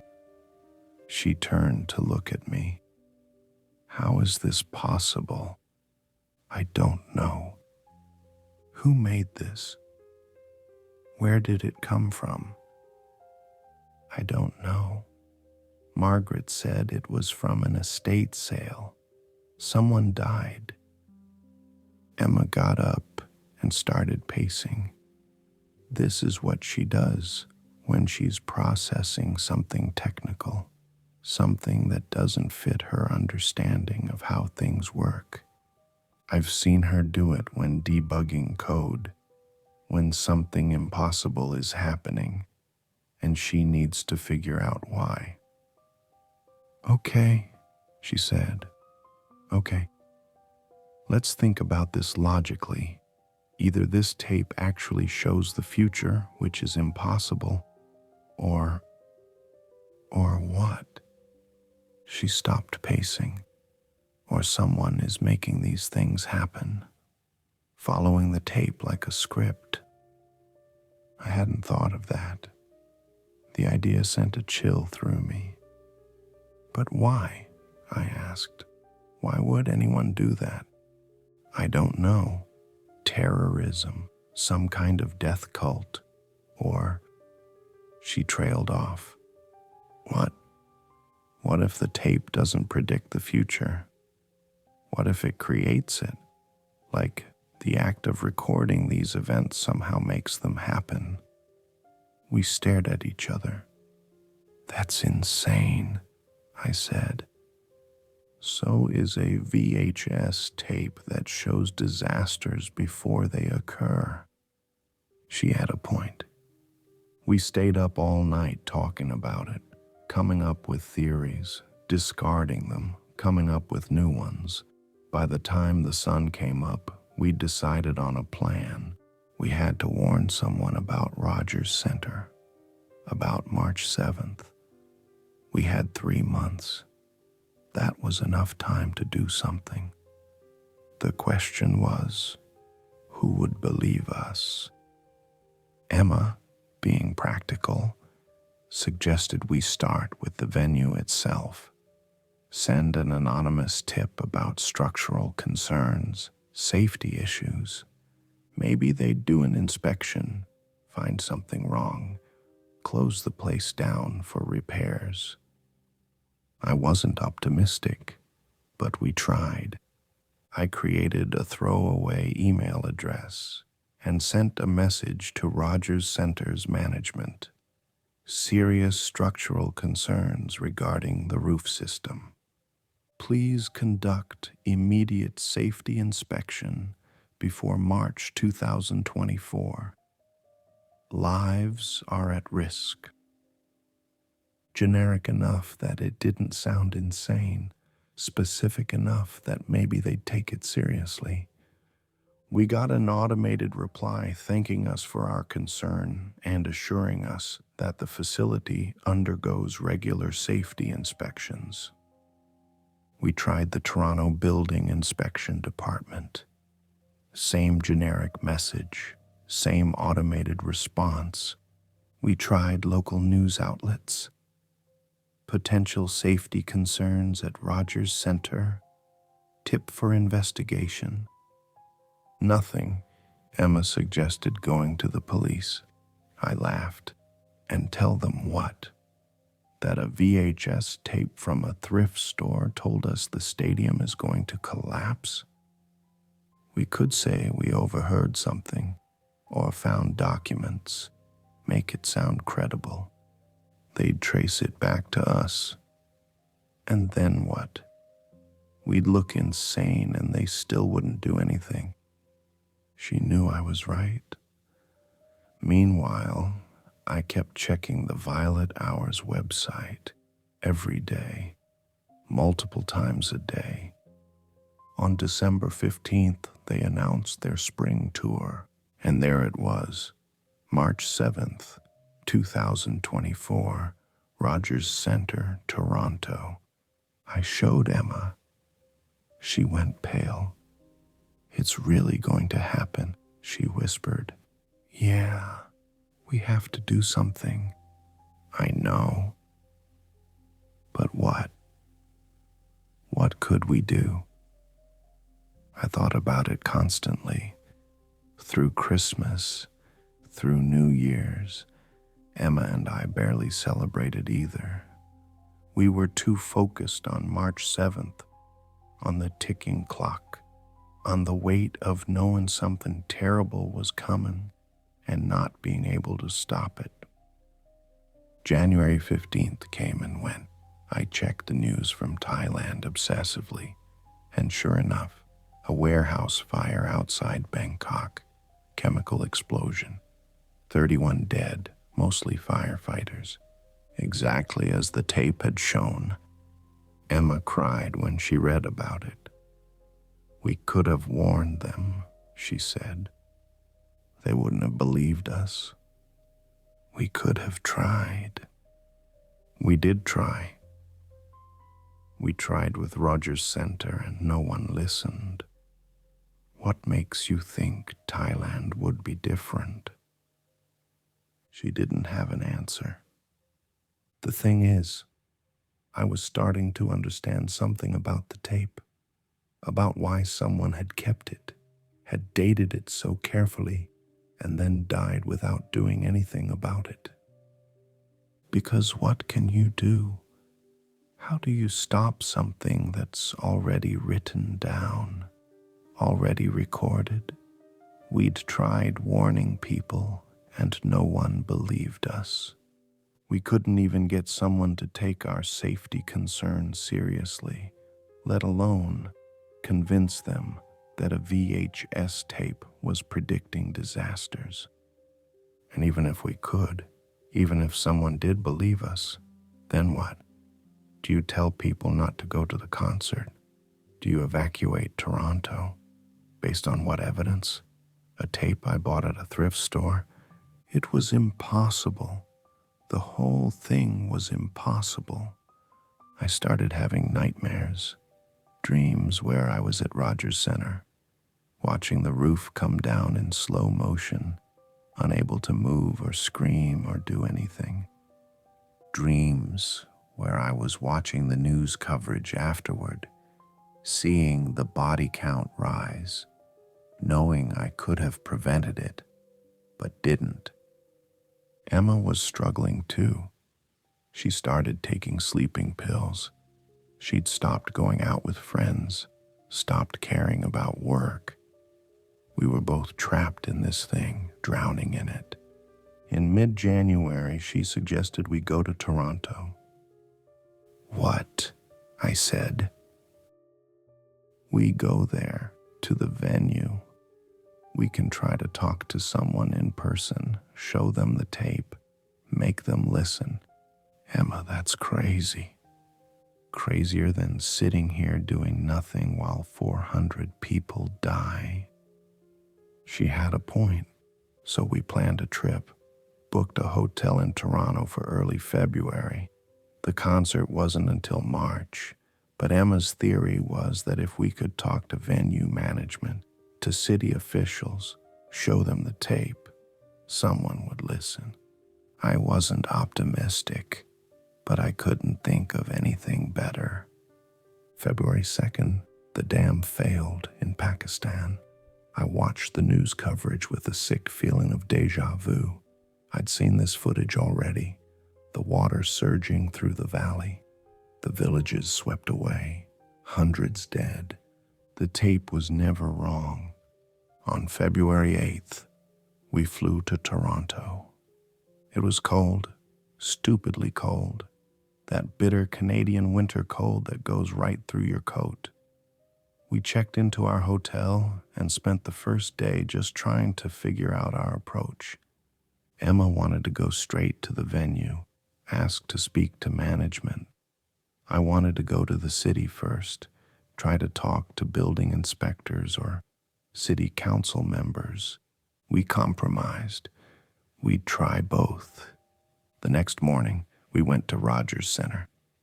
It was huge, imposing, right there in downtown Toronto. We walked around it, looking up at the roof, that famous retractable roof that was supposed to be an engineering marvel. It looked solid, normal, safe. In 1 month and 1 week, it was going to collapse and kill over 400 people. We went to the main entrance, asked to speak to someone in management. The person at the desk, a young guy, maybe 20, working security, looked confused. What's this regarding? Safety concerns, Emma said. It's important. You can submit a form online, he said, gesturing vaguely, or I can give you a number to call. We need to speak to someone in person. Ma'am, I can't just call management because someone walks in with safety concerns. You need to go through the proper channels. Emma's face was getting red. I could see her frustration building. People are going to die, she said, too loud.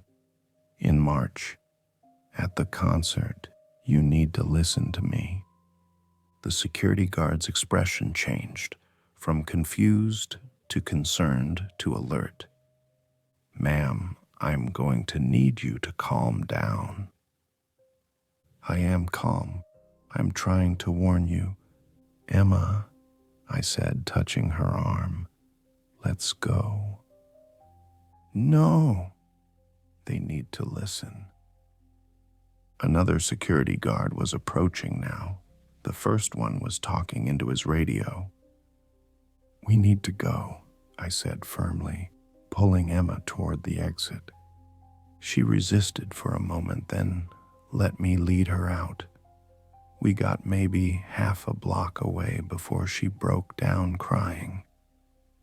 "They won't listen," she sobbed. "No one will listen." I held her while people walked past us on the street, giving us strange looks. We tried the city next, went to City Hall, asked to speak to someone in the building inspection department. Got shuffled from office to office, finally ended up talking to a junior inspector who clearly thought we were cranks. "Do you have any evidence of structural concerns?" he asked. "We have information," I said, "about a potential catastrophe." "What kind of information?" I hesitated. Emma jumped in. "We have documentation," she said. "Video footage showing what's going to happen." The inspector looked interested for the first time. Video footage of structural damage. From an inspection? "Not exactly," I said. "Then what?" We looked at each other. This was it, the moment where we either told the truth or kept lying. "A VHS tape," Emma said quietly. "We have a VHS tape that shows disasters before they happen." The inspector's expression shifted from interested to pitying. "I see," he said. "Look, if you have genuine concerns about the structural integrity of Rogers Center, you need to provide actual evidence. Engineering reports, photographs of damage, something concrete. But I can assure you, the venue undergoes regular inspections and meets all safety codes." "Please," I said, "just look at the tape. Give us 5 minutes." "I'm sorry, I don't have time for this. If you'll excuse me." "People are going to die," Emma shouted. The inspector stood up. "I'm going to have to ask you to leave. If you continue to disrupt this office, I'll call security." We left, stood outside City Hall in the freezing cold, feeling helpless. "What now?" Emma asked. I didn't have an answer. We spent the rest of the week trying everything we could think of. We contacted local news stations.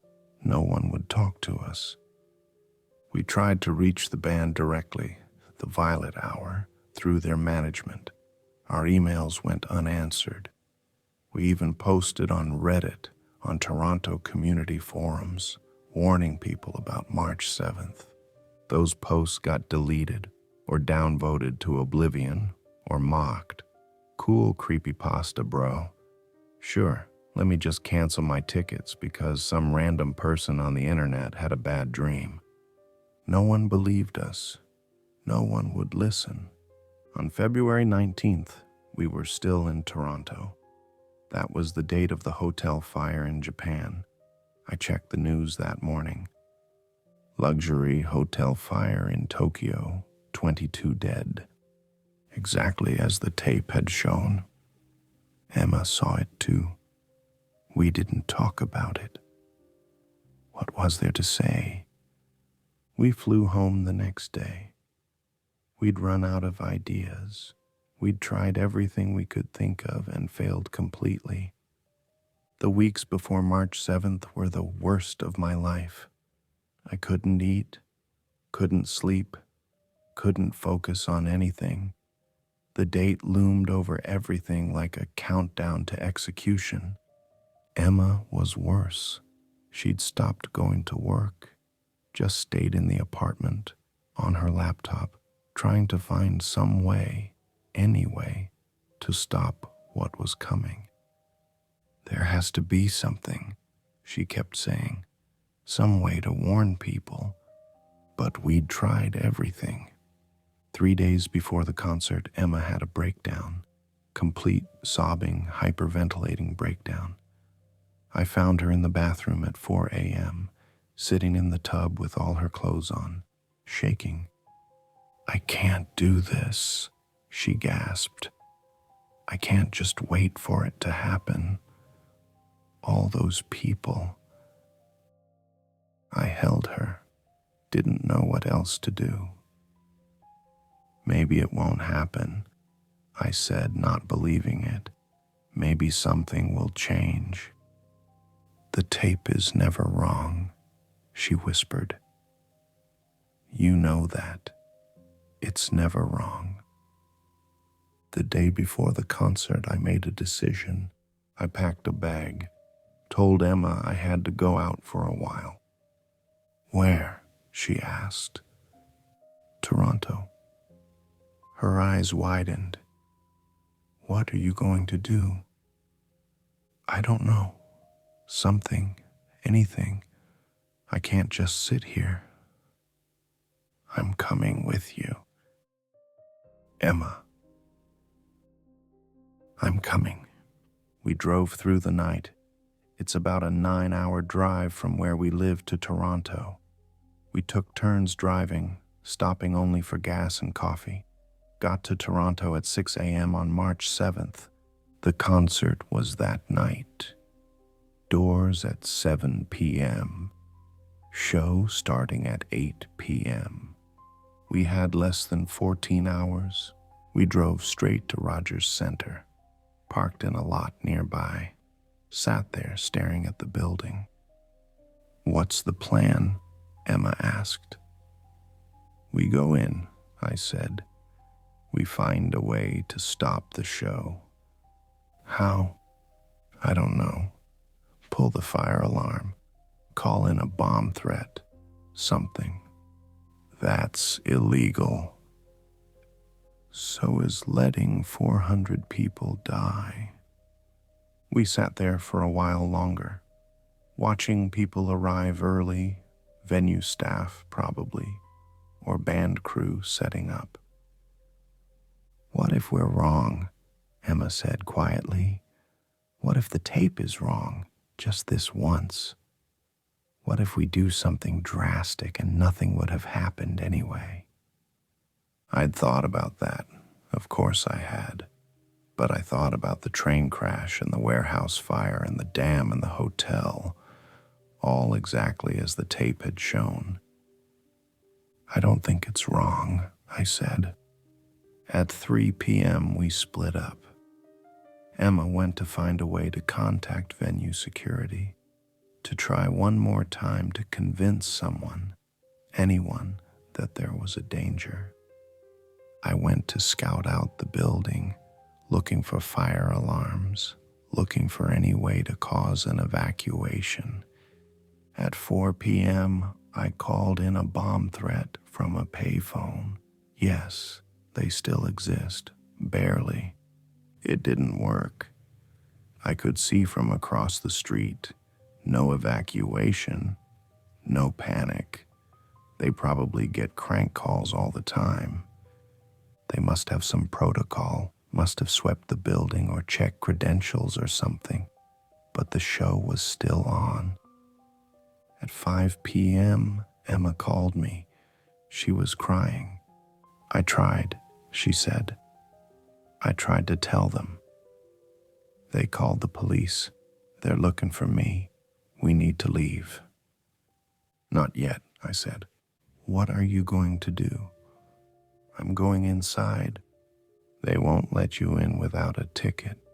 I'll find a way." I did find a way.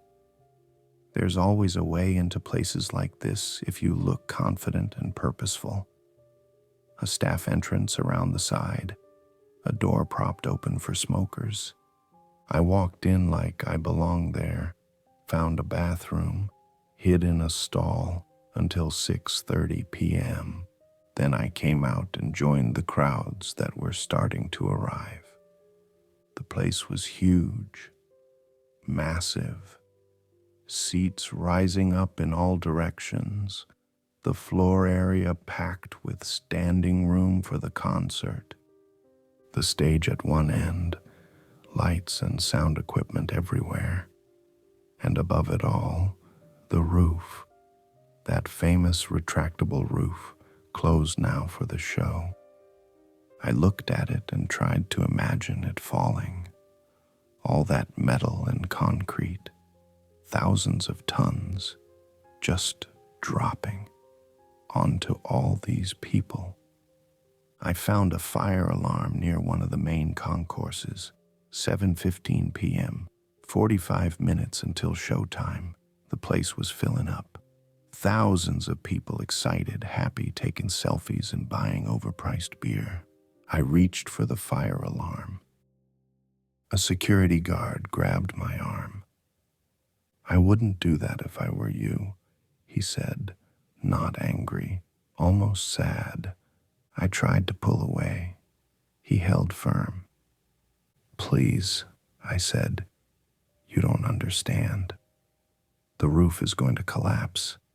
Everyone here is going to die." "I know," he said quietly. I stared at him. "What?" He pulled me aside, away from the crowd, spoke in a low voice. "We got warnings. From you and your girlfriend, I'm guessing. From other people, too. Been getting them for weeks.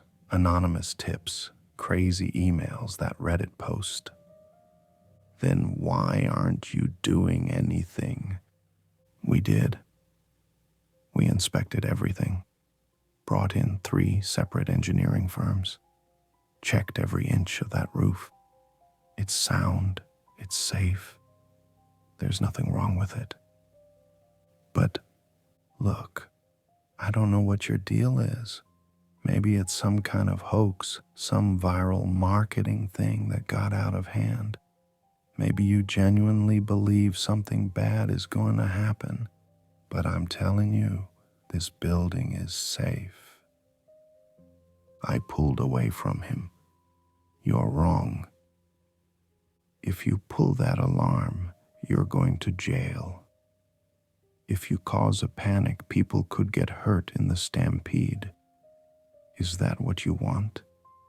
I didn't know what to say. He radioed something in. Another security guard appeared. "We're going to escort you out," the first guard said. "And if you come back, we're calling the police." "Understood." They walked me out. I tried to fight, tried to scream, tried to warn people as we passed them. The guards just held me tighter. They deposited me outside the venue, told me to go home. Emma was waiting by the car, saw me being escorted out. "What happened?" I told her. She started toward the building. I grabbed her. "They won't let us in. They'll arrest us. We have to do something. We tried. We tried everything." We stood there, holding each other, watching people stream into the venue. Young people, old people, couples, groups of friends, all so excited, all heading toward their deaths. At 7:50 p.m., we heard the opening band start. The sound echoed out across the downtown area. At 8:30 p.m., the Violet Hour took the stage. We could hear the roar of the crowd. Emma was on her phone, refreshing news sites. "Maybe it won't happen," she kept saying. Maybe it's different this time. But we both knew the tape was never wrong. 9:15 p.m., 9:30 p.m., 9:45 p.m. We waited, sitting in the car, windows down so we could hear. Every minute that passed, I felt a tiny surge of hope. Maybe the roof wouldn't fall. Maybe we were wrong. Maybe. At 9:53 p.m., we heard it. Not the collapse itself. We were too far away for that, but we heard the sound that came after. The screaming. Thousands of people screaming at once. A sound I'll never forget. And then silence. Just silence. Emma grabbed my hand, squeezed so hard it hurt. We waited. At 10:07 p.m., the first responders started arriving. Fire trucks, ambulances, police cars, dozens of them. Then more. Then more. At 10:34 p.m., the news alert started hitting our phones. Breaking. Rogers Center roof collapses during concert. We watched the news coverage on Emma's phone. The same footage I'd seen on the tape, the same chaos, the same destruction. By midnight, the death toll was at 200 and rising. By 3 a.m., over 400 confirmed dead. By dawn, it was over 500, the worst disaster in Canadian history, exactly as the tape had shown. We drove home in silence. What was there to say? We'd known. We'd tried to stop it, and we'd failed. When we got back to the apartment, I went straight to the closet and pulled out the tape. I was going to destroy it, smash it, burn it, break every inch of magnetic tape so no one could ever watch it again. But then I had a thought. I put it in the VCR and pressed play. Fast-forwarded through all the disasters I'd seen before. Past March 7th, past the Rogers Center collapse, through the minutes of static that had always marked the end of the tape. But it didn't end.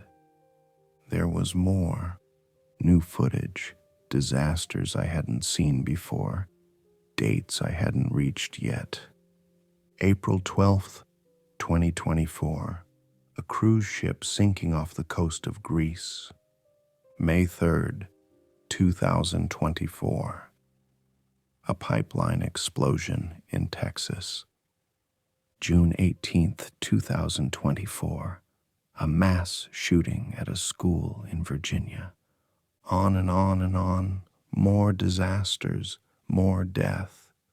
All the way to October 15th, 2024. The tape had updated itself. Or maybe it had always been there, and I just never watched this far. I couldn't remember. My memory of that first viewing felt foggy, distant. But I knew one thing with absolute certainty. The tape wasn't done with me. I looked at Emma. She'd been watching over my shoulder. "We have to try again," she said. "It won't work." We tried with Rogers Center, and it didn't matter. We have to try. I wanted to argue, wanted to tell her it was hopeless, that the tape was never wrong, that we couldn't stop what was already recorded. But I couldn't say any of that because I was thinking about all those people at Rogers Center, about how I'd heard them screaming, about how I'd known and tried and failed and they'd died anyway. And I was thinking about all the new dates on the tape, all the people who were going to die in the coming months. "Okay," I said. "We'll try." Emma smiled. It was a sad smile, a tired smile. The smile of someone who knows they're going to fail, but has to try anyway. We're still trying. It's been 3 weeks since Rogers Center. The death toll is at 537 now. They're still finding bodies. April 12th is coming. The cruise ship. We've been trying to figure out which cruise line, which ship, which route. We've been sending warnings. No one believes us. They never believe us. But we keep trying. Because what else can we do? I think about the person who owned this tape before me. The person who died. I think about how they must have felt watching these disasters happen, knowing they were coming and being powerless to stop them. I think about how they must have gotten rid of it, or tried to, how it ended up in Margaret's thrift store, how I found it, and I wonder if that's how this works. If the tape finds someone new when its previous owner can't handle it anymore. If I'll eventually get rid of it too, put it in a box to donate, and someone else will buy it for $1, and the whole thing will start over. I wonder if I'll even remember doing it. There's something else I haven't mentioned. Something I noticed a few days ago. Emma doesn't remember when I bought the tape. I told her it was October 4th, and she nodded like that sounded right. But when I asked her about it later, about what she was doing that day while I was at the thrift store, she got confused. I thought I was with you, she said. No, you were in Denver. Remember? The conference? She frowned. Was I? That doesn't sound right. And I realized I wasn't entirely sure either. Was she in Denver, or was she with me? I remember her being gone, but I also remember her being there. Both memories feel equally real. I checked my calendar, my email. There's no record of her conference, no flights booked, no hotel reservations. But I remember her being gone. I remember being alone when I watched the tape the first time. I think the tape is changing things, not just showing the future, but somehow altering the past, or altering my memory of the past. I'm not sure which. I'm writing all this down because I'm afraid I'll forget. I'm afraid I'll wake up one day and not remember finding the tape, or warning about Rogers Center, or any of it. If you're reading this, if I somehow manage to share it before that happens, then please believe me. There's a VHS tape that shows disasters before they happen. I don't know where it came from or how it works. I don't know if it's predicting the future or causing it or something else entirely. But I know it's real. And I know that right now, somewhere, it's recording new disasters, new dates, new deaths. Maybe you'll find it someday. In a thrift store or an estate sale or a box of junk someone's giving away.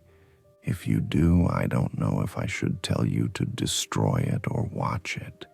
Because if you destroy it, all those people will die, and no one will even try to warn them.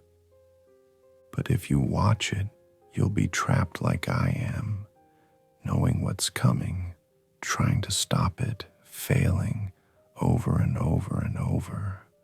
I guess what I'm saying is, if you find a VHS tape with dates written on the spine, in blue pen, careful and deliberate, maybe just leave it there.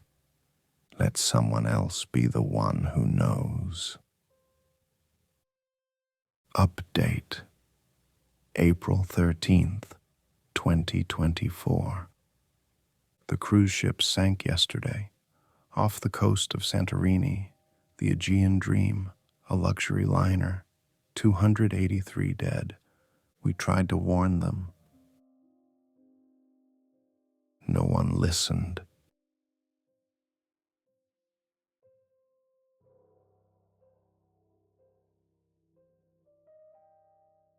I was parked somewhere off Route 9 that night.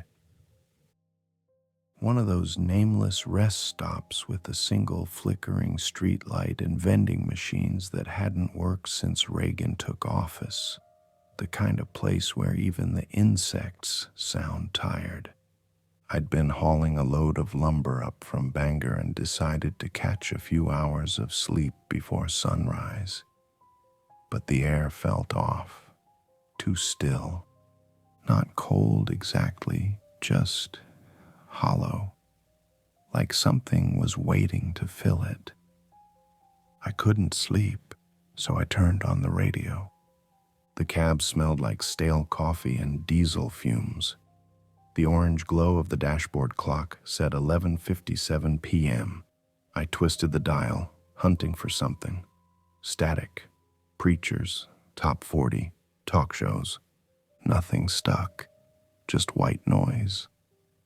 Until one frequency came in clearer than the rest. At first, it sounded like someone tuning an old record. Scratchy. Distant. Then a smooth voice slid through the static. A man's voice. Good evening, folks. You're listening to Dead Air Radio. It's the witching hour, and we're taking your final stories tonight. I thought it was a gimmick, some late-night Halloween stunt. Local AM stations used to pull that crap every October. Horror stories, ghost call-ins, all that. But there was something about the voice. It didn't sound live. It sounded preserved, like it had been recorded decades ago on magnetic tape and left to rot somewhere underground. I leaned closer to the speaker. A faint hiss rose and fell, almost like breathing. If you've got a story to share, the host said softly, dial 666. Tell us what haunts you most before the night takes you back. Then the line clicked and a man's voice, trembling, came through. The host said, "You're on the air." I didn't realize it yet, but I'd just tuned into a station that doesn't officially exist. The kind that only comes alive once a year. You're on the air. Tell us your story. My name's Paul, the man said after a long pause. His voice was rough, breathless, like he'd been running. I don't know how much time I have, so just listen. He drew in a shaky breath. The sound of wind whistled faintly through the phone. I live out by the pines, near Mill Creek, about 10 miles off the highway. We don't get much signal out here. No neighbors, just me, my wife, and my boy. He's 23. His name's Adam. Silence, then a dull knocking, faint but rhythmic. Paul didn't acknowledge it at first. He went hunting last week, he continued. Didn't come back till after dark. Said something came out of the woods after him, low to the ground, fast. Thought it was a coyote. Said it bit his arm before he could shoot it. I told him to get stitches. He laughed it off. A chair creaked. You could hear him shifting the phone from one ear to the other. Next morning, he's sweating through his clothes. Eyes bloodshot, skin hot enough to boil. Doctor said it was an infection, gave him antibiotics. But that didn't do a damn thing. He got worse. Wouldn't eat. Wouldn't sleep. started pacing the house all night, muttering like he was talking to someone I couldn't see. A metallic clang echoed in the background.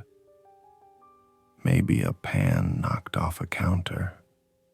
He flinched, whispered something under his breath. I tried to calm him down, but he just stared at me. His pupils were gone, just yellow light. He growled like a dog. I told my wife to leave for her sisters. She didn't argue, packed a bag and drove out that night. I stayed. I thought I could help him. 3 nights ago, Paul said, I woke up to him standing at the foot of my bed, just standing there, breathing. He smelled like pennies and wet fur. His teeth were too long. I locked myself in the kitchen till morning. He never came back inside after that, not until tonight. A long, wet scratching filled the silence, nails dragging slow along wood. Paul's breathing quickened. The scratching stopped. A deep, guttural exhale replaced it. I nailed the doors shut, he muttered, almost to himself. Blocked the windows. But he's smart. He knows I'm still in here. There was movement. The creak of old wood, the rattle of glass panes. Then a heavy thud shook the line. Oh, God, he's on the porch, Paul said. He's scratching at the door.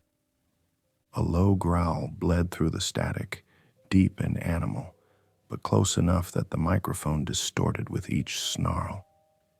Something began sniffing. You could hear the wet drag of its breath.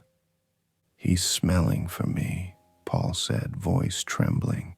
He always could smell when I lied. Another crash, something slamming hard against the door. Paul gasped, presumably backing away. His footsteps thudded across the floor. He's stronger than he was, he said. I saw him through the window. His arms, they're longer. Shoulders split the shirt right open. Paul screamed. Furniture crashed. Plates shattered. Something heavy hit the floor. The sounds came faster now. Frantic dragging. Animal snarls, bones snapping wetly. Then, I can see him. God help me, that's not my boy anymore. The creature made a sound like laughter, guttural, rhythmic, almost human. Then more tearing, the crunch of ribs breaking open. The phone fell to the ground. You could hear every movement in horrifying clarity, the sticky sounds of feeding, the breathy grunts between bites. Minutes passed. Then nothing. No music, no sign-off, just the faint hum of an open line and the ticking of an old wall clock somewhere behind him. After what felt like forever, the host spoke, steady, unbothered, as though reading the weather report. That was caller 1. May he rest. The radio went silent. I sat there in the cab, eyes locked on the dark highway ahead. My heart wouldn't slow down. It felt like the silence outside was holding its breath with me.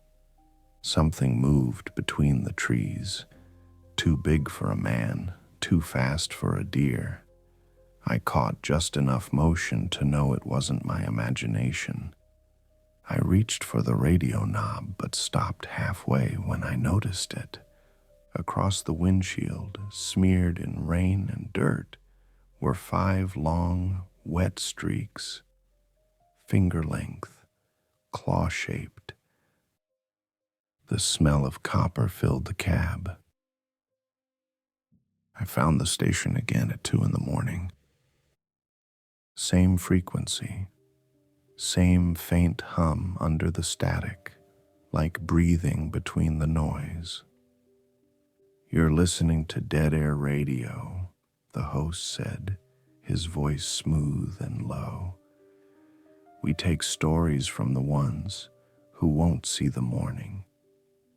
Then, after a pause, "You're on the air. Tell us what's happening." The next voice sounded younger, early 20s, nervous, trying to sound professional but losing the fight. "This is Alex Porter. I'm the night engineer for KWINN Radio Chicago. If anyone's listening, please don't come downtown. Stay off the streets." Behind him, a metallic clatter echoed, something falling over, followed by hurried footsteps. "We got the first reports around 10, Alex said quickly. "Car pileups, fights breaking out. Dispatch was calling it riots, people biting each other. I thought it was some Halloween stunt, you know? But then the phones went crazy, and we started seeing smoke from the south side, then sirens everywhere." He paused, breathing hard. You could hear someone whispering in the background, another man telling him to hurry. "We've locked ourselves in the booth. Me, Rita from news, Jeff from traffic, and 2 interns. There's something outside the glass. It's been circling for an hour." A faint scratching came through right against the mic, slow, methodical, like fingernails on soundproof foam. "We can't see it clearly.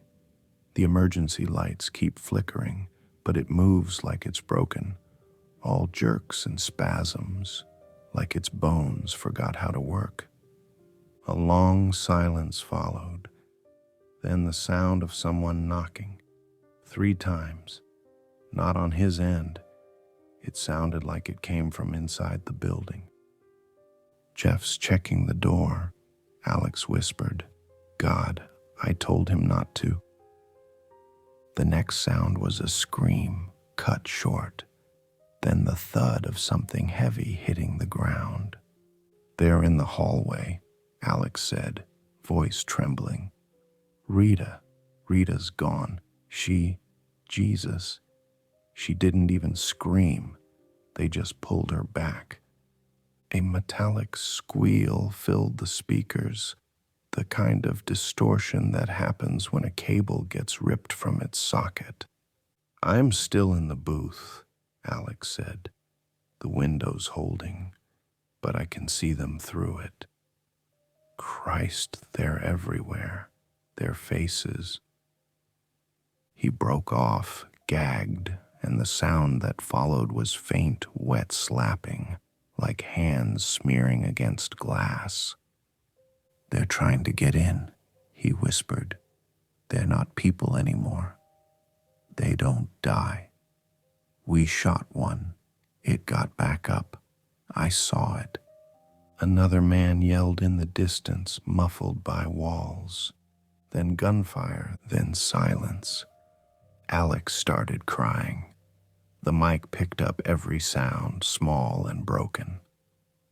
"I can still hear the transmitter humming," he said finally. "They're coming toward it. Toward the sound, like the frequencies pulling them in." Something slammed into the booth door, hard, once, twice. "They want the signal," Alex gasped. "They hear it.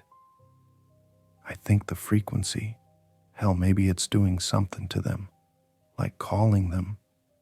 The power flickered. You could hear it. Lights buzzing, monitors dying one by one. Then the sound of glass cracking. Alex screamed. Something howled back, not animal, not human, just hunger given shape. "Please, If anyone can hear me, turn off your radios. Kill the signal. It's drawing them too. A shriek tore through the broadcast, loud enough to distort everything. Then chaos. The mic hit the ground, cables whipping, bodies slamming, screams echoing down concrete halls. I could still hear him faintly over the static. They're breaking in. No, get off me. Get. The sound that came next didn't need words. You could hear it, teeth sinking into flesh, the wet, rhythmic tearing, the gurgle of blood filling lungs. Then a dull dragging sound, something being pulled across linoleum. And then nothing. The hum faded out. After a few seconds, the host spoke, calm as ever. That was caller 2. The world gets quieter every hour. Click. I sat there in the cab, gripping the wheel so tight my knuckles hurt. The rain had stopped again. The fog outside was thicker now, dense enough that the road was gone, swallowed whole. I turned the radio dial, trying to find another station. Nothing. Just silence and faint whispers that might have been bleed through from somewhere else. For a moment, I thought I heard the same moaning from the broadcast. Soft, stretched, impossibly distant. Then something thumped against the side of the trailer. Once. Then again. I froze, held my breath. When I finally stepped out to look, the highway was empty. The fog just moved like it was alive. I climbed back into the cab, locked the doors, and kept the engine running until the horizon turned gray with dawn. But even when the sun came up, I swear I could still hear it. That low, steady hum, like a transmitter still running somewhere out in the fog. I didn't plan to listen again. After that second broadcast, I swore I'd never touch the dial. But 3 nights later, I found myself parked in the same spot off Route 9, same flickering streetlight, same empty road. It was just after midnight when the hum started. I didn't even turn the radio on. It turned itself on. No music, no voice, just that low, endless static, like wind moving through the ribs of something enormous. Then the host spoke. Welcome back to Dead Air Radio. The final story belongs to her. A woman's voice came through, soft, trembling, almost childlike. My name's Mary. I think I'm the last one left. I leaned closer without meaning to. The air inside the cab felt heavier, like the world outside had been vacuum sealed. I woke up this morning and the power was out. The sun never came up. I looked outside and every house was empty, doors open, lights still on, cars still running, but nobody's there, not even the birds. Her voice cracked on the last word. In the background, you could hear wind. It wasn't normal wind. It had weight to it, like it was carrying voices. I've been walking since noon. Everything's quiet. But when I stop, I can hear them. People whispering under the ground. They say my name. The line hissed louder for a second, like the station itself had leaned in to listen. There's something in the dark, she said. It moves when I talk. I saw it take the mailman this morning. He was waving at me, and then he just folded in on himself, like paper. It didn't even touch him. A sound bled through the transmission, something like breath, but reversed, as if inhaling the air around her. I tried to leave town. Every road loops back. I walked for hours and came right back to my street. I can see my own house through the window, but it's wrong. There's someone standing inside. Looks just like me. She stopped speaking. The silence that followed wasn't empty. It felt alive, vibrating through the speakers. Then faintly, the other her began to whisper. It wasn't on the same mic. It was closer. Too close. Mary, don't move. It's behind you. The sound that followed wasn't human. It was low, glacial, stretching too long between breaths, like the whole world inhaling. Mary screamed once, and the line went dead. Static filled the truck. Then the host spoke for the last time. That was caller 3. That's all the time we have tonight. Thank you for listening to Dead Air Radio. The voice faded. The hum deepened. Then I heard my own breathing coming through the speakers. At first, I thought it was feedback, but when I stopped breathing, it kept going, perfectly in sync. The dashboard clock flicked to 3:33 a.m. The engine died without a sound. The radio crackled softly. Then, beneath the static, my name came through, drawn out, whispered by something that knew me. We've been waiting for your story. I reached for the dial, but it didn't move. Every knob, every switch frozen solid. The static rose until it drowned everything out, and for just a second, I heard it. Hundreds of voices whispering from inside the frequency, all at once. The callers, the screams, the crying, the laughter, and underneath them, my own voice, saying words I hadn't spoken yet. My name is... The transmission cut. You're on the air. Tell us your story. The voice is mine now, or maybe it's what's left of me. I don't remember turning the radio back on. I just remember the hum filling the cab, that same slow breathing in the static. It sounded almost gentle this time, like it was happy I came back. There's no road outside anymore, no trees, just fog. The kind that doesn't move, doesn't thin. My headlights reach maybe 3 feet before the world stops existing. The clock still says 3:33. It hasn't changed since that night. I've been talking for a while, I think, maybe hours. The station keeps recording.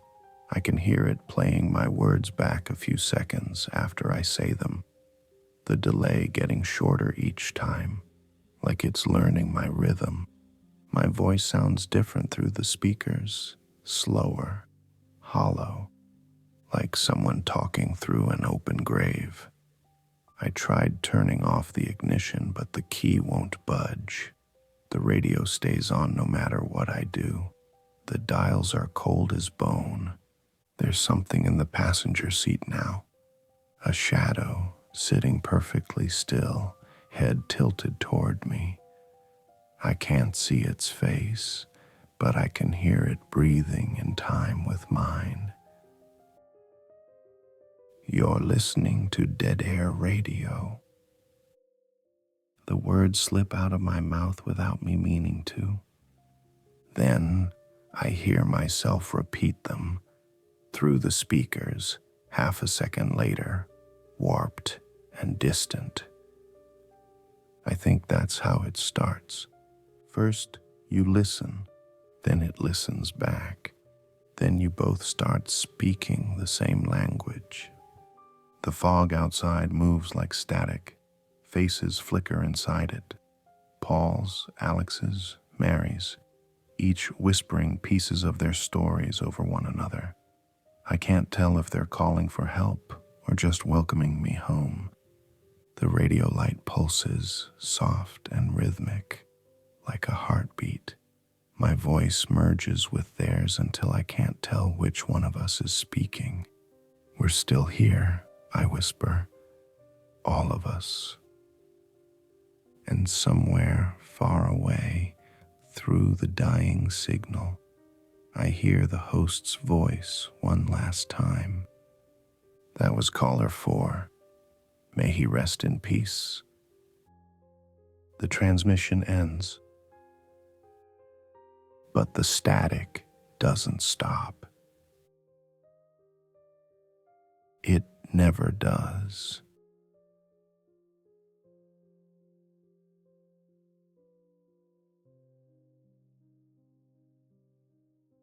I had been doing this for 3 years when I realized the digs weren't random. The sheriff blamed drug addicts. Jewelry, he said, standing in the rain with his hands buried in his jacket pockets, staring at the 7th disturbed grave that month. Wedding rings, gold teeth, whatever they think they can hawk. That was his explanation, and I let him have it. Easier that way. But I've been burying people long enough to know how dirt moves. Grave robbers dig down. They leave messy, uneven holes, panic tunnels from the surface. What I was seeing was different. The coffins weren't torn from above. They were broken from the inside. The earth around them had bulged up, split like something had shoved its way out. I found the first real clue on a Tuesday, snow coming down in slow, fat flakes, a fresh grave. Roland Pritchett, buried 4 days earlier, had its mound disturbed, not scattered, shifted. The dirt looked pressed aside, like something had risen under it. Between the headstones, I found a trail, smeared earth in a thin, uneven line, wet with something darker than meltwater, leading toward the overgrown fence line. I followed it maybe 50 yards before it vanished into the older plots. That's when I heard it for the first time. Around 1 a.m., while checking the locks on the maintenance shed, a rustling cut through the wind, steady, rhythmic, fabric on dirt. I aimed my flashlight and it stopped. Then came another sound, wet, quick, almost hungry. I didn't go looking. The next morning, I found what was left of Roland Pritchett lying half out of his grave. Not all of him, just enough. The casket was split, the body half dragged into the open. His jaw was gone, not broken, gone. Nothing left but a hanging strip of soft palate like an empty hinge. His hands were shredded. The fingernails had been ripped clean off. Scratches covered his face and neck, as if he'd fought something with claws that couldn't quite hold him. I stood there a long time, breathing through my mouth because the smell was wrong. Copper, rot, and something sour underneath. Something animal. The sheriff showed up again, pale beneath his hat. "Animal scavenging," he said finally. "Pack of dogs got into the grave after the burial was compromised." "From the inside out?" I asked. He didn't answer, just told me to rebury the body and quit talking. That night I stayed late, parked my truck behind the shed and sat in the dark with a thermos that went cold an hour in. I kept the flashlight off, just waited, letting the cemetery settle into that kind of silence that only exists at 2 a.m. in a place full of the dead.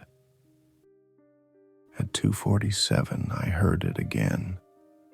Not just rustling this time, a deeper sound, earth being pushed aside. Then another, then 3 more, all around me, like the ground itself was breathing. Then the scratching started, soft, deliberate, the drag of fingernails on wood, and then I saw it. Between the rows of graves, something pale rose from the ground, like a hand coming up through water.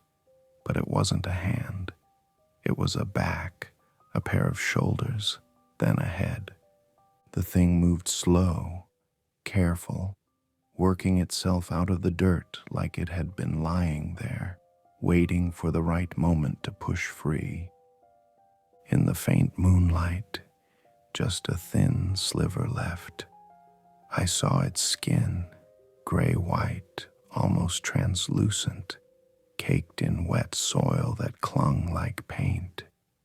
It crawled on all fours at first, then crouched upright, head tilted like it was listening. It looked human. That was the worst part. Human enough that my brain almost accepted it before instinct yanked the alarm. It moved toward a fresh grave, Sarah Merchaud, buried 2 days ago, and began to dig. Not with tools, with its hands. The nails scraped and tore the dirt with practiced ease. More shapes broke the surface around it. 3, maybe 4. I couldn't count. They moved in unison, methodical, like a crew that had done this 100 times. No growls, no chatter, just the steady rhythm of soil shifting, wood splintering, and the wet sounds of feeding. I didn't move, couldn't. I sat in the dark of the shed, watching through the cracked door as they tore open Sarah Merchaud's casket like cardboard, feeding with a patience that felt almost respectful. When they were done, when nothing was left but splinters and dirt, they slipped back underground one by one. The last one paused, turned toward me. Even through that darkness, I felt it notice me. A pressure behind my ribs, heavy as a hand. Then it sank beneath the soil, and the night went still. I didn't leave the shed until sunrise. The sheriff and my supervisor didn't want to hear it. I told them anyway. Something's living in the graves, I said. Something that eats the bodies. My supervisor, Morrison, a man who'd never spent a full night out here in his life, actually laughed. "You've been working nights too long, Dale. You're seeing things." The sheriff didn't laugh. He just looked at me for a long moment and said quietly, "Stop talking about this. You want to keep your job? You stop talking about this." So I did. I kept my mouth shut. I kept burying what was left, and I kept watching. Things got worse after that. The disturbances became more frequent, every few nights at first, then almost nightly. It wasn't random anymore. I started noticing patterns. The things avoided the old graves, the ones sealed and settled deep. They went after the fresh ones, the bodies still soft, still new, the recently dead, the newly vulnerable. And then I realized something else. They only came when the moon was dark. On full moons, the cemetery stayed quiet. But during the new moon, when the night went pitch black, the ground would stir. The earth itself seemed to breathe. By the 14th night, I'd stopped pretending it wasn't real, and I did something stupid. I decided to dig one up. The grave belonged to a woman named Evelyn Cross, buried 28 days earlier, according to the logbook. When I put my shovel through the coffin lid, what I found shouldn't have existed.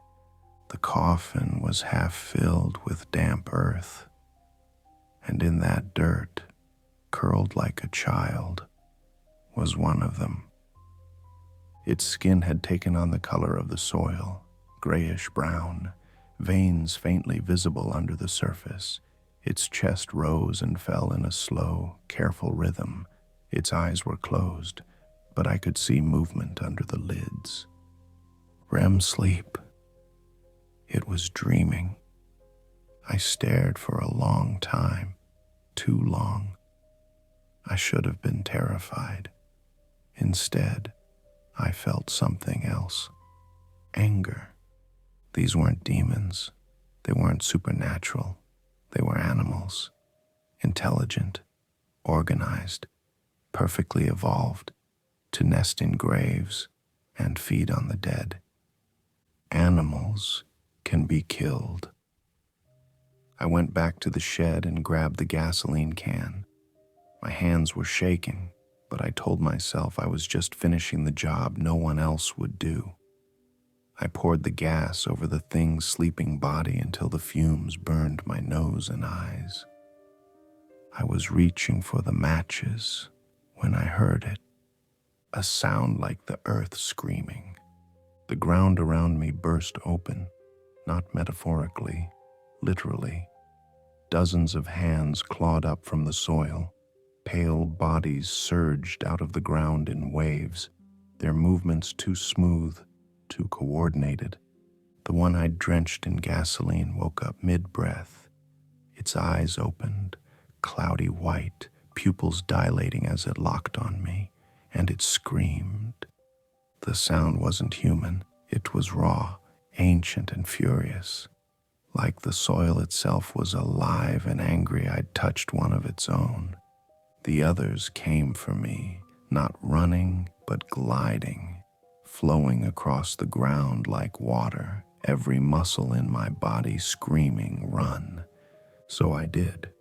I sprinted for my truck, heart hammering, boots slipping on mud. I slammed the door and hit the lock just as the first one reached me, its face pressed against the window. Gray skin, milky eyes, a mouth full of sharp, narrow teeth, every one of them intact, every one of them wrong. It didn't try to break the glass. It just watched me. They all did, surrounding the truck in perfect silence, heads tilted at the same angle, studying me like I was the experiment and they were the scientists. Then, slowly, they sank back into the earth, one by one, like nothing had ever happened. I sat there until dawn, shaking, staring at the graves where they'd vanished. 3 days later, I finally worked up the courage to go back. The grave I'd desecrated was perfect again. Refilled, leveled, flowers on top. No sign of the gasoline. No broken lid. No tracks. Nothing. It was as if the ground had healed itself. The cemetery was still. Too still. No rustling under the soil. No wind strong enough to move the flowers. Just the steady hum of the highway in the distance, and the creak of the old oak limbs swaying over the headstones. By midnight, I almost believed it was over. That's when I noticed them. 3 new graves, fresh mounds of dark earth lined up near the rear fence, perfectly spaced, perfectly even. No headstones, no markers, no flowers, just raw dirt. I knew every burial scheduled that month. These weren't on the list. I grabbed a shovel and went to the nearest one. The ground was soft, freshly packed, too soft for something that was supposed to have settled. After maybe 2 feet of digging, my shovel hit wood. I brushed away the loose soil and lifted the lid. Inside were 3 of them, stacked like cordwood in a single casket. The one on top was gray and half decayed, skin slipping from the muscle beneath. Its jaw hung open, slack and heavy, like it had been dead for weeks, but that wasn't possible. I'd seen them alive, moving, feeding. These weren't corpses. They were in between, hibernating or rotting, I couldn't tell. They'd buried themselves. Somehow they'd gotten a coffin and used the cemetery's own tools to dig their way down. I stood there, shovel in hand, trying to make sense of it. And that's when I heard the sound, a low vibration, deep enough to feel in my ribs. It came from the far side of the cemetery, where the oldest graves sat in uneven rows. It grew louder until the soil beneath my boots started to tremble. Then the ground began to move, not in one place, everywhere. The entire cemetery rippled like water disturbed by wind. Headstones tilted, flowers slid off mounds. The earth bulged upward in hundreds of small pulses, and then they started to rise. Pale shapes pushing out of the soil, crawling, stretching, shaking off the dirt. The sound of it, the dirt sliding, the slow groan of wood giving way, felt alive. It wasn't even sunset yet. The last of the daylight was still bleeding orange over the horizon. They shouldn't have been able to come up. Not this early, not in daylight, unless hunger had changed the rules, or there were so many now that it didn't matter. I ran for the truck, but I didn't make it far. They were already ahead of me, dozens of them, maybe more, rising from the ground between me and the gate, turning toward me in perfect unison. I changed direction and sprinted for the maintenance shed. Behind me, I could hear them moving, not fast but steady. That soft, dragging crawl of something patient, something that knew I had nowhere else to go. I slammed the shed door and locked it, pressed my back to it, and listened. Outside they gathered. When I finally looked through the small window, I saw them. 50, maybe 60 of them, standing in the open, shoulder to shoulder. All pale, all wrong. Their eyes caught the dying sunlight like the reflection in an animal's eye. As the last light slipped away, more surfaced. Some crawled from graves. Others clawed up from deeper below, as if they'd been sleeping farther down in hidden chambers, waiting for the right moment to rise. By full dark, the cemetery was alive, and I understood what I was really standing on. They didn't live in individual graves. The graves were just the surface. Beneath the soil, the whole cemetery was honeycombed with tunnels, interconnected chambers like an ant colony made of flesh and rot. The caskets weren't their homes. They were storage. The bodies inside, just food. Riverside Memorial wasn't a resting place. It was a farm. I watched from the shed window as they began to dig again, not toward me, but toward the 3 new graves I'd found. They worked methodically, pulling up the caskets, removing the bodies of their own kind, and dragging them back underground, deeper, maybe to whatever core chamber they came from. They worked until dawn, and when the first light touched the trees, they all stopped. Then, one by one, they melted back into the earth, leaving the surface smooth again, quiet, untouched. By the time the sun rose, the cemetery looked normal. Almost. I'm writing this from my truck, parked just outside the gate. I told Morrison I was sick. I don't know how long I can keep that up before he starts asking questions.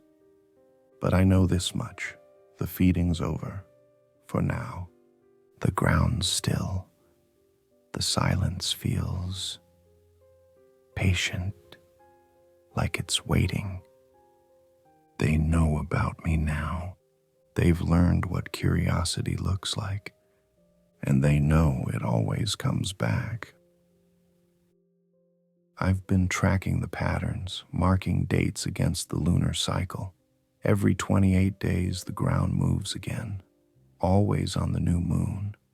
And once a year, during the darkest one, they do something different. They leave. I haven't seen it happen yet, but I've found the signs. Faint trails leading past the fence, claw marks on the gate, the dirt scattered outward instead of in. They're gone for one night, and then they come back. That's enough time, enough to visit other cemeteries, enough to spread. I've checked the surrounding towns. 17 cemeteries within 50 miles.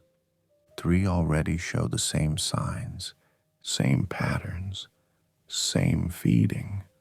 This isn't one graveyard's curse. It's an infestation, and we've been feeding it for years without realizing it. No one's going to believe me. But I know what I saw. And I know what's still sleeping under the ground, waiting for the next new moon.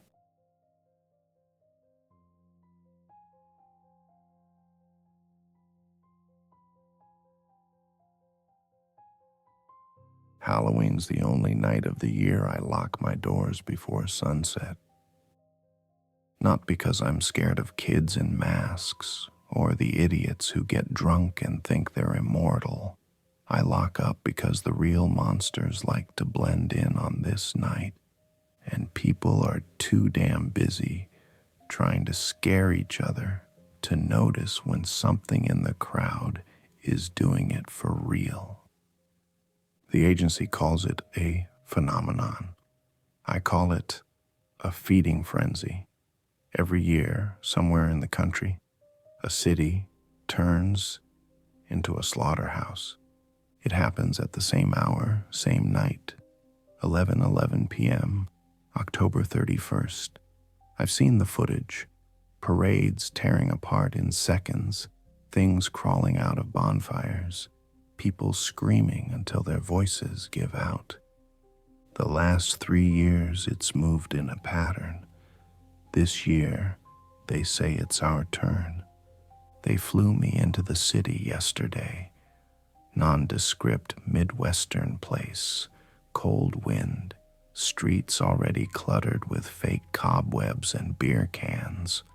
The local handler, a young guy in a wrinkled suit with a trembling smile, met me outside my motel. I could smell the fear on him before he even spoke. We've had sightings, more odd shapes near storm drains, missing pets, a few dismemberments, but no one's connecting it. Everyone thinks it's just Halloween pranks gone wrong.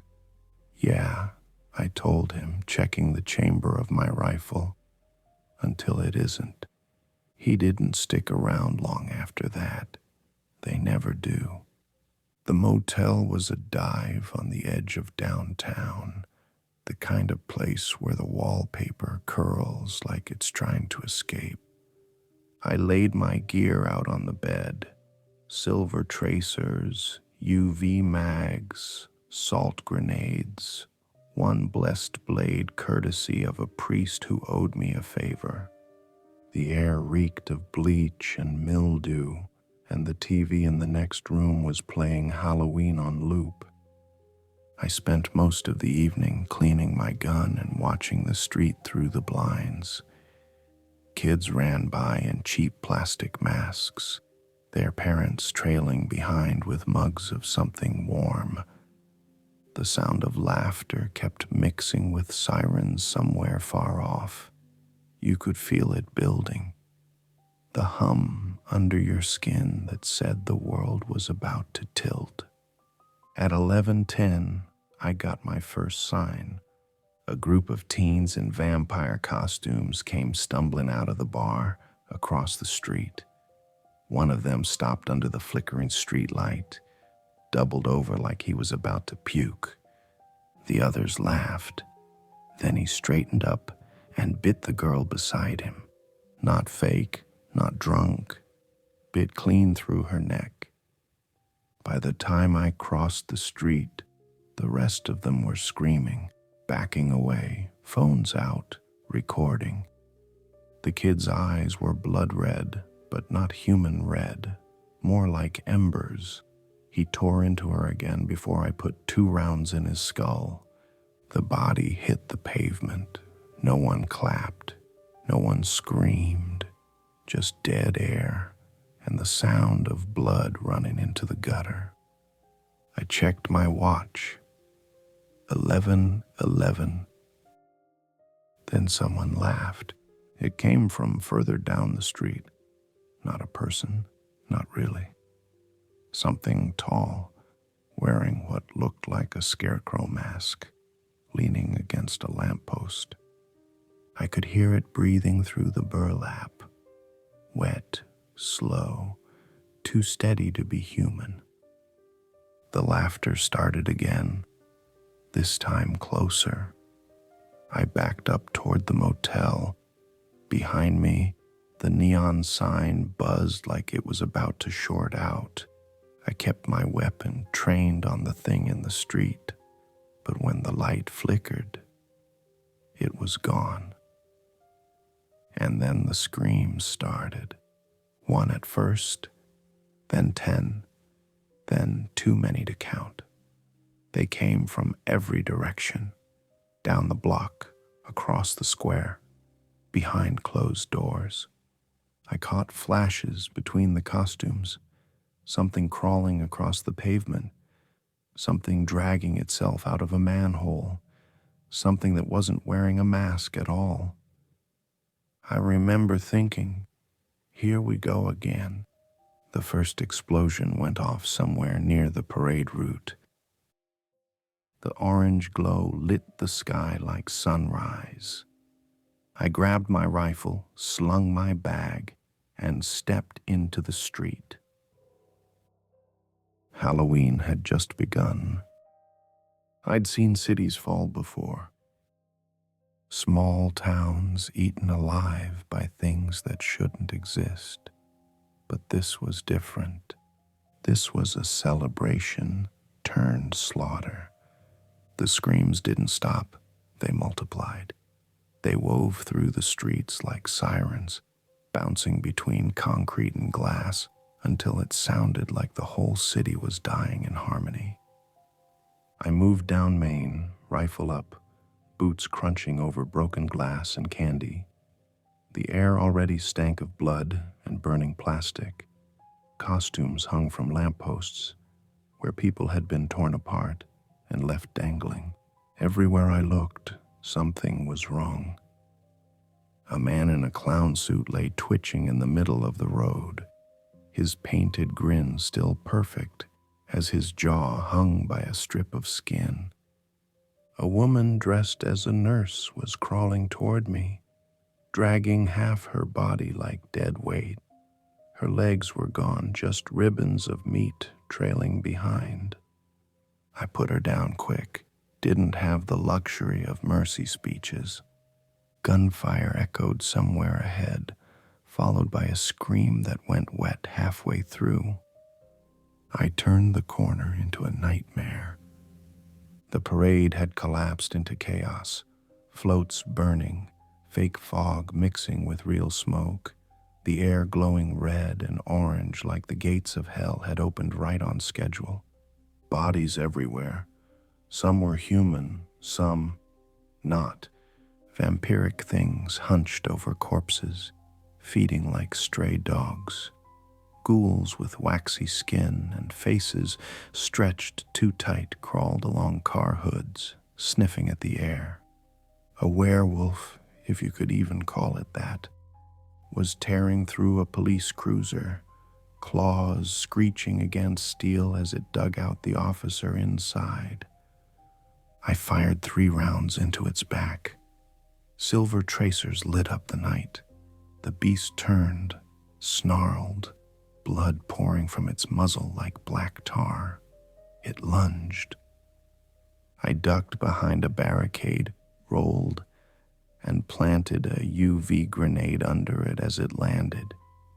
The flash turned night into white daylight. The thing's skin peeled off in sheets. It collapsed, howling, until there was nothing left but smoke and bone. The crowd had become a battlefield. People still ran past, some laughing, some screaming, some too stunned to know which they were supposed to do. I saw a man in a devil mask trying to rip open a storefront, but when he turned, I realized it wasn't a mask. His whole face was splitting open, horns pushing through his skin like broken glass. He screamed in triumph, not pain. I put a bullet through his skull. The sound barely registered over the chaos.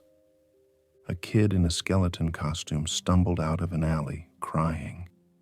I almost went to him, until he opened his mouth and a second jaw slid out. He screeched and charged.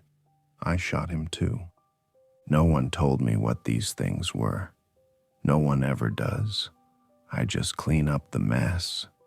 The streetlights were dying one by one, leaving everything washed in orange flame. I kept moving, head low, gun up, counting my ammo like a prayer. I needed high ground, somewhere defensible. That's when I saw it. Down by the riverfront, one of the big parade floats was still moving, even though the truck had crashed. Flames licked the edges, catching paper skeletons and streamers. The centerpiece was a 10-foot effigy of a horned demon, arms raised, grinning, except it wasn't paper mache anymore. It was breathing. The air around it shimmered like heat. The flames didn't burn it. They crawled over its skin like they were worshiping it. I could see the shape of its chest moving, expanding, the ribs pressing against the outer layer as it grew. Then it looked at me. I don't know how, but I felt it, like my spine had turned to ice water. It smiled wider, the jaw unhinged, splitting nearly to its chest. The sound that came out wasn't a roar. It was a laugh. People nearby started screaming again, though not for long. The thing reached down with hands the size of engines, scooped them up, and crushed them until they popped like fruit. Their blood hit the pavement in steaming waves. I opened fire. Every round found its mark, but it didn't care. It just turned, unfazed, the bullets glowing red as they melted into its skin. I switched to thermite. That got its attention. The creature howled, flames twisting up into the night sky as if the air itself were alive. The shock wave knocked me back against a bus stop. Something hit me from behind, smaller, faster. I turned just in time to see a woman in a witch costume tackle me, her face half gone, one eye glowing faint yellow. She hissed through what was left of her throat. I stabbed her under the chin and felt the blade hit brain. By the time I looked back, the demon had vanished into the smoke. Only the burning float remained, creaking as it collapsed into the river. I checked my magazine. 2 rounds left. I reloaded, slid the bolt forward, and started toward the docks. The city was gone. The streets, the people, the laughter, all of it swallowed by screams and fire. Somewhere in the distance, church bells started ringing. They weren't supposed to. And beneath the ringing, I heard something else. Whispering, thousands of voices chanting in time with the tolling bells. Whatever this was, it wasn't random. It was ritual, and it was only just getting started. The city was burning behind me. Sirens had turned into a constant howl, blending with screams until I couldn't tell which was which. The sky itself looked infected. Orange clouds swirling with ash, the moon a pale bruise behind the smoke. I'd lost comms half an hour ago. Either the network fried or the agency pulled the plug. Wouldn't surprise me. It's easier to deny something when no one's alive to report it. I headed toward the precinct. Steel doors, reinforced glass, decent field of view. Good place to make a stand. On the way, I passed what used to be a Halloween block party.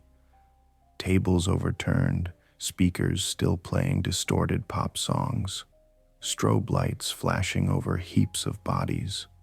The whole street smelled like blood and burnt sugar. Something moved in the crowd. I swung the rifle up. A shape crouched between 2 cars, gnawing on something soft. I got closer. It was a man, what was left of him.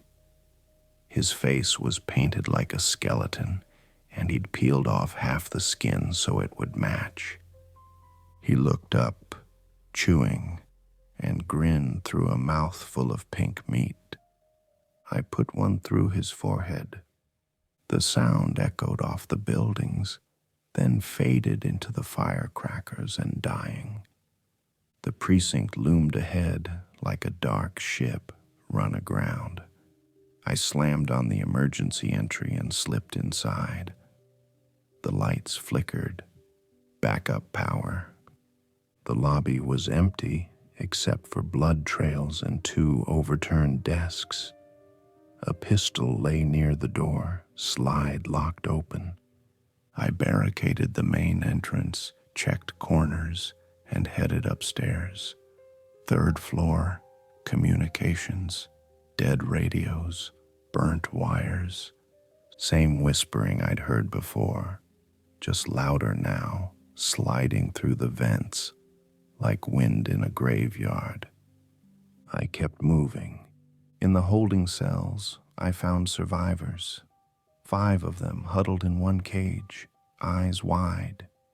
Civilians mostly, 1 cop bleeding out, clutching a shotgun like it was faith itself. They looked at me like I was salvation. I'm not. Lock the back door. Stay quiet, I said. If you see something that looks human but moves wrong, shoot it. The bleeding cop laughed once, hoarse. And if it looks right, shoot it twice. I left them there and started wiring the hallways. C4 along support beams, sodium flares at choke points, salt and magnesium across the floor. The air was getting heavy, like the whole building was exhaling heat. At 12:04, the whispering stopped. That's when I knew they'd found me. The first one came through the stairwell, a thing shaped like a woman, skin gray and slick, wearing a bride's gown soaked through. Her mouth opened from ear to ear, and she screamed without sound. I blew her down the stairs with a mine. Then came the rest. They hit the walls like a flood, clawing, snarling, bursting through plaster and glass. Bullets tore them apart, but didn't slow them down. Limbs kept crawling, heads still biting after separation. The corridors filled with smoke and the smell of cooked flesh.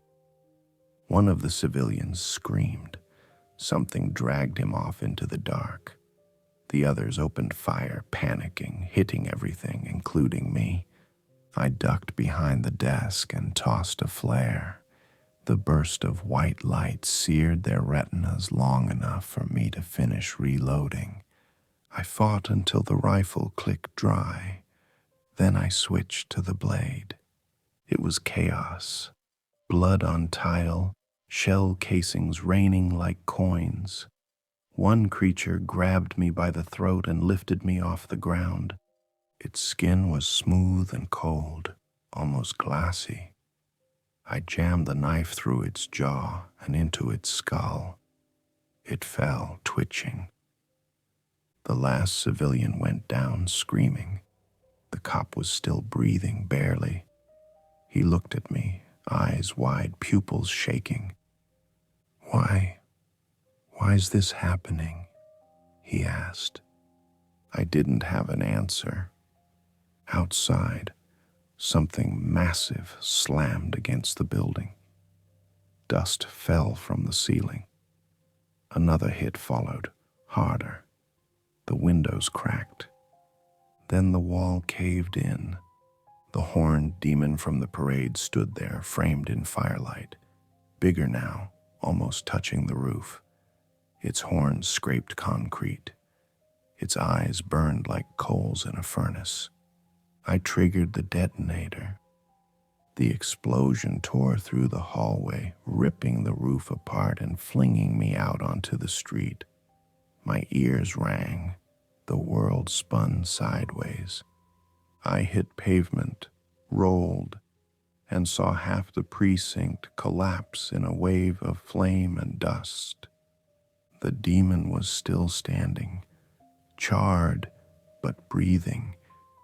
It stepped through the fire, each footfall shaking glass from the windows above.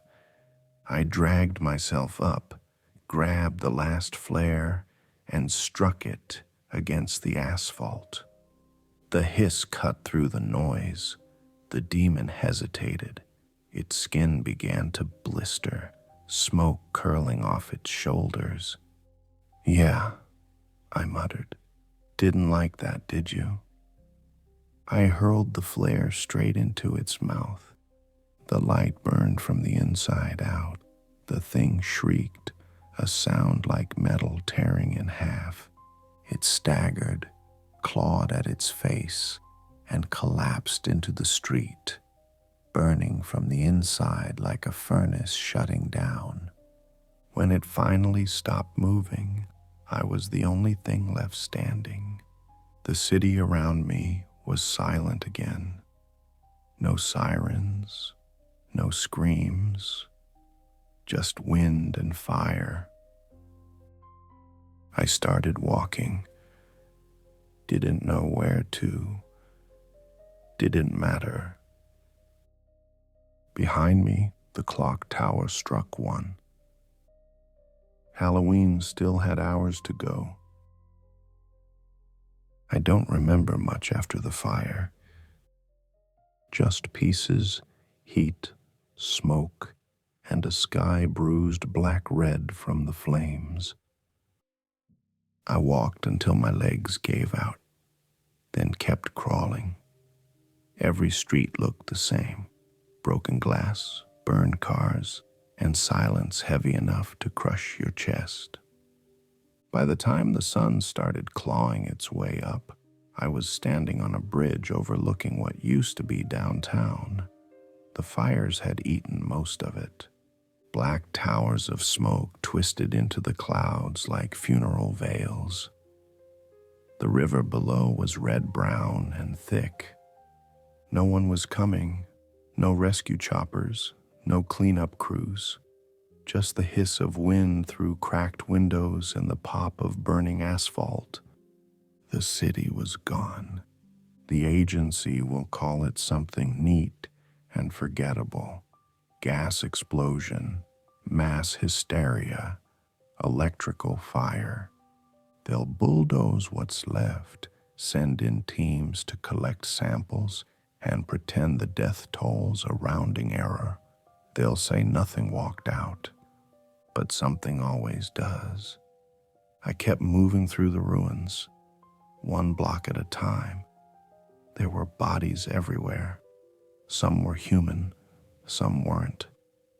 The difference didn't seem to matter anymore. A playground sat at the edge of a park, half-melted, swings still creaking. There was a jack-o'-lantern on the slide, candles still burning inside, untouched. I don't know why, but I stared at it for a long time. That's when I heard the laughter. Not close, distant. A child's giggle echoing through smoke. For a second I thought it was real. Maybe one kid had made it. Maybe someone survived. Then it came again. Same pitch, same timing. A loop. I turned the corner and saw a row of children, maybe a dozen of them, standing perfectly still in the middle of the street. Costumes torn, faces blank, their shadows stretched the wrong way. The air around them rippled like heat. One of them tilted its head. Too far. Bones don't bend like that. I raised my weapon, but the moment I blinked, they were gone. All that was left were the masks, dozens of them, lying in the street, still wet on the inside. I don't know how long I stood there. Long enough for the sun to burn through the smoke. Long enough to realize the light didn't feel warm. The city looked almost peaceful in daylight, like nothing had happened. If someone drove through now, they'd think it was just another disaster site. They wouldn't see the things watching from the alleys or the blood drying between the cracks. They wouldn't feel the wrongness in the air, the static hum that means the veil's still thin. Every year, the breach closes slower. Every year, they get bolder. I don't sleep on Halloween anymore. It's not the monsters that scare me. It's the people. The way they dress up like demons and dance under dying lights, daring something to notice them. And something always does. So, if you see me in your city next October, do yourself a favor. Be out of the town before 11:11. Because if I'm there, it's already too late.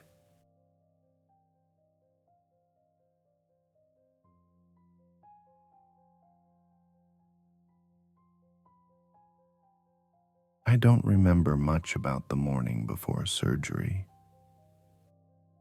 Just the hum of the fluorescent lights and that smell, sharp, sterile, too clean, like the air itself had been bleached. Everyone said it was routine, in and out, nothing to worry about. I wanted to believe them. They wheeled me through those white hallways, lined with machines that hummed and blinked like they were alive.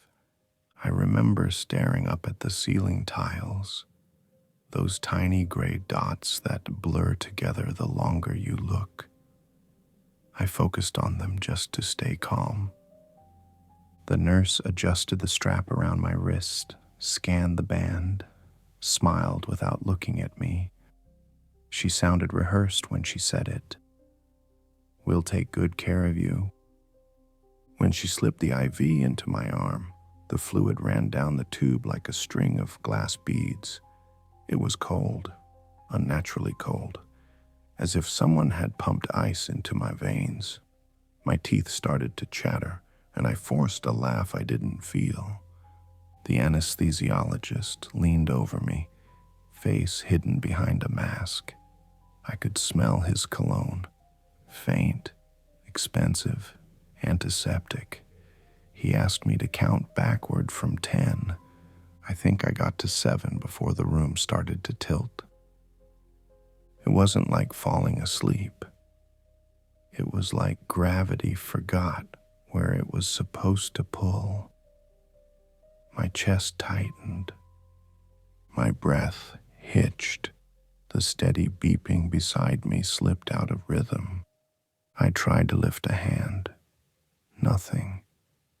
The world was still, but everything felt like it was spinning. That's when I smelled it. Burnt plastic, then copper.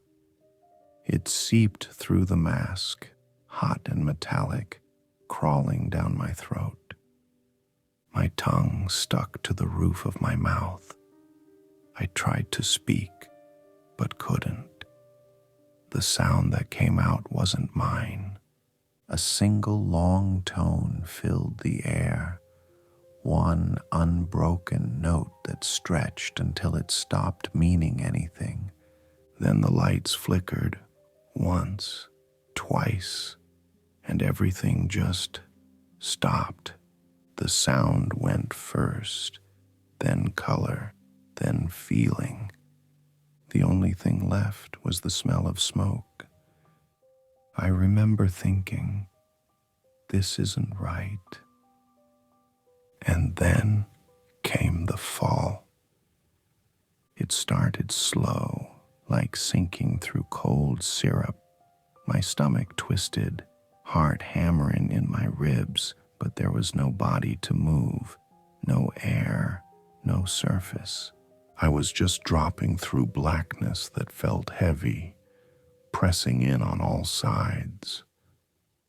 Somewhere above, I thought I heard voices, muffled, distant, familiar. They weren't words anymore, just vibrations in a language I used to know. I tried to reach for them, but my hand passed through light like it was fog.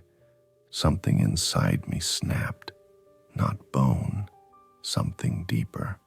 A blinding pulse tore across the dark, and then impact. Except it didn't hurt. It was cold, cold so deep it burned. I gasped, and air filled my lungs. Not hospital air. This was thick, bitter. It tasted like smoke and iron. When I opened my eyes, the world wasn't white anymore. It was red. The ground beneath me was dry and cracked, like scorched porcelain. The sky hung low and heavy, smeared in dark crimson and ash. A wind I couldn't feel moved the fog, pulling it in slow spirals. I was barefoot. The fabric of the hospital gown fluttered around my legs, but the air didn't stir. There was no sound, not even breathing. Just silence that pressed against my ears. I turned in a slow circle. No horizon, no sun. Just endless emptiness and a low hum vibrating through the ground. And then, far off through the haze, I saw something move. It wasn't walking. It was gliding, tall, thin, unmoving even as the fog shifted around it. I thought maybe it was another person, maybe someone else who died. I tried to call out, but the sound died in my throat. There was no echo, no answer, just the weight of silence and the faint shimmer of heat where that figure stood. My heartbeat thundered, or maybe it didn't. I couldn't tell anymore. That's when I realized this wasn't sleep. This wasn't a dream. This was after. When I first tried to move, my legs didn't respond. It took a second for my brain to catch up, for the idea of movement to turn into something real. The ground beneath me wasn't solid the way dirt or stone should be. It was rough, but soft, like baked clay, still holding heat. Every step made a faint cracking sound, like walking across the surface of a drying lake. The air didn't move. That was the first thing that made me panic. Not the color of the sky, not the silence, but the air just sitting there, dead. It didn't brush my skin, didn't stir the fog. It just hung. When I breathed, I could taste metal and smoke. It clung to the back of my throat, bitter and old. There was no horizon. The fog just folded over itself, smearing out the edges of everything. If there were walls or mountains, they were buried somewhere in that red murk. I took a few steps, careful, waiting for something to happen. The ground warmed under my feet. It shouldn't have. It felt like standing on a stovetop just before it starts to glow. I remember thinking maybe I wasn't dead. Maybe this was some anesthesia nightmare. I told myself that over and over. You're in recovery. You're dreaming. You're not really here. But dreams have a logic to them. This didn't. Every time I blinked, the fog shifted. The cracks in the ground rearranged themselves, just slightly, enough to make me feel like the world was breathing. I kept walking, because doing nothing felt worse. That's when it happened. The first time. I stepped on something sharp. A shard of stone, maybe. I felt it tear straight through the arch of my foot. I yelped and lifted it, expecting blood. But what I saw made my stomach turn. The cut was deep, wide enough to see bone. But before I could even draw in a breath, the skin pulled itself back together. The wound sealed shut, pink and smooth. The pain didn't stop. It stayed sharp, like the injury was still there, but my body refused to show it. I took another step, and the pain followed, each nerve firing as though the wound had never closed. I remember whispering, "No, no, no," like saying it out loud could undo it. I knelt down, grabbed a jagged rock, and pressed it against my palm. Part of me hoping, stupidly, that if I hurt myself on purpose, it would reset whatever was happening. I dragged the rock across my hand. It split clean. Blood welled up, dark and thick, then stopped halfway down my wrist as the skin knitted back together. The cut was gone. The pain wasn't. It burned up my arm and bloomed behind my eyes until I was shaking. I fell to my knees, gasping, waiting for it to fade. It didn't. It just layered itself on top of the pain in my foot. Both injuries, healed, invisible, still screaming. This place wasn't letting me die. It wasn't letting me heal either. It just preserved me. Every second I stayed, I collected another kind of agony. I wanted to scream, but the air swallowed sound. The only thing that escaped my throat was a dry rasp, like sandpaper dragged across stone. When I finally pushed myself back to my feet, I realized the fog had thickened. Shapes moved in it now, not people, outlines, shadows that almost looked human, bent and wrong. They whispered as they passed, not words, just faint sounds brushing the edge of my hearing. But then I caught something clearer, a voice. It said my name, quiet at first, then again, closer. I spun around, searching. The sound bounced off the fog, impossible to track. Another voice joined it, then another, all of them whispering the same thing, my name, over and over, until it was a chant, carried on no wind.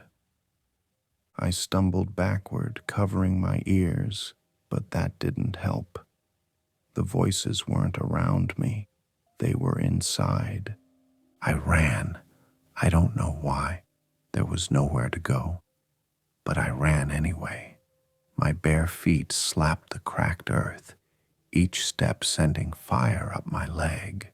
The pain was constant now, layered and pulsing, a rhythm that matched the hum in the ground. After what felt like forever, the whispers stopped. I slowed, turned. The fog ahead began to thin, pulling apart in long strands. Through it, I saw something standing in the distance. At first, I thought it was one of the shadows, another faceless thing drifting through the haze. But this one didn't move. It just stood there, half buried in light. Tall, too tall, and behind it, wings, not feathers, not skin, bone, black and ridged, stretching wider than the horizon. They didn't flap or sway. They just burned. A soft glow pulsed where its head should have been. A ring of fire floating above nothing. The light was dim, but it hurt to look at. Every instinct screamed to run, but I couldn't. It wasn't moving toward me. It didn't have to. Even from that distance, I could feel its heat, and underneath it all, that same hum, deep and constant, shifted into something almost like a heartbeat. I knew, without knowing how, that it could see me. And for the first time since waking here, I wished I hadn't. It didn't move at first. It just stood there, outlined in fog and firelight, wings spread like jagged shadows cut into the red sky. I couldn't look away. The glow around its head was wrong, not bright, but heavy, as if light itself had weight here. It wasn't halo. It was a molten ring, hovering inches above where its face should have been, dripping with slow-burning embers that never fell. When the fog shifted, I finally saw its body. It was human. At least it had been. The skin was blackened, cracked open along every joint. Beneath those fissures, orange light pulsed like veins of magma. Smoke drifted lazily from the wounds, curling upward, caught in the dead air. Each breath I took burned my throat. The smell of ash clung to everything. I tried to step back, but the ground gave under my heel, the cracks widening, glowing faintly with the same ember light running through the creature's skin. That's when it moved. Not fast, deliberate, one step forward. The sound wasn't footsteps. It was like stone grinding against bone. I froze. My body wanted to run, but my legs refused. The thing stopped a few paces away, towering over me, its wings folded in with a slow, deliberate scrape. Every edge hissed as they touched, and then it leaned forward. Where a mouth should have been, there was nothing, just heat. Yet somehow I heard words, not from it, from me. My own voice echoed out, warped and hollow. You were given everything. The words hit me like a physical blow. I stumbled back, clutching my chest. It took another step. The glow from its body painted the ground in shifting light, as though the earth was breathing with it. You took and never gave. I shook my head, covering my ears. The sound came from inside, vibrating in my teeth, my bones. I started, but the sentence died halfway out. Because I remembered. Not everything, just flashes. A fight. Words I shouldn't have said. A promise I never kept. A night I chose to look away instead of helping. Each one slammed into me like a heartbeat. I felt something wet on my face. I reached up, expecting sweat. It was blood. My eyes were bleeding. The angel reached out a hand. It wasn't gentle. Its fingers were long, skeletal, joints glowing from within. The moment it touched my chest, I screamed. It didn't pierce or crush. It burned. The skin blackened instantly, blistering under its palm. But before the damage could deepen, it healed. The wound sealed itself and the pain stayed. My breath hitched. I staggered back, clutching at the unmarked skin, shaking, but the agony pulsed steady as a drumbeat. The angel stepped closer. It touched my shoulder next, then my throat. Each time the flesh seared and sealed, layering pain on top of pain until I couldn't tell where one ended and another began. I fell to my knees, gasping. The air thickened with smoke. My vision blurred. The angel crouched beside me, its halo humming, eyes hollow but bright. Its voice, my voice, whispered, "You asked what comes after." I shook my head. No, I didn't. You wanted proof. The ground trembled. Beneath us, shapes began to rise, hands, faces, half-formed bodies pressing up from the cracks. They mouthed words I couldn't hear. Each one looked like me. The angel's fingers brushed my cheek. I flinched, skin blistering, healing, burning again. My lungs seized. My scream echoed back in stereo, dozens of my own voices crying out around me. Flashes filled my head. All the times I'd turned away, every selfish thought, every moment I'd chosen myself over someone else, not memories, judgments. It wasn't showing me my life. It was showing me the worst version of it. And every time I tried to deny it, the pain grew worse. When I finally stopped fighting, Everything went quiet. The angel leaned close. The heat of it pushed against my skin, dry and absolute. I could smell my own flesh cooking, but I didn't die. Couldn't. It tilted its head slightly, halo flaring once. Then, in that same hollow echo, my voice murmured through it. Soft, final, unarguable. This isn't punishment, it's truth. Hell wasn't fire.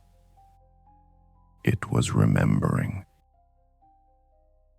I don't remember falling. One moment the angel was in front of me, burning, silent, and the next I was on my hands, gasping, palms pressed against scorched earth. The pain wasn't sharp anymore. It was everywhere, a rhythm, a pulse, every beat another scar I couldn't see. My voice was gone. When I tried to scream, it came out as a raw hiss, like steam escaping a crack. The ground trembled. Light rippled through it, veins of ember red spidering outward from beneath my knees. I didn't need the angel to speak. I already knew what came next. It didn't move toward me. It didn't have to. Its presence filled everything, air, sky, thought. When I looked up, the halo wasn't hovering anymore. It had grown. It was everywhere. A burning ring across the sky, pulsing with each of my breaths. The world stuttered. I blinked, and I was standing again, back in the hospital room. The lights were bright, the beeping steady. My chest rose and fell. For a moment I thought I was back. I even heard a voice, someone calling for the crash cart. Then the monitor tones stretched, long and flat. The air shimmered, and I was back in the wasteland. Except this time, I wasn't alone.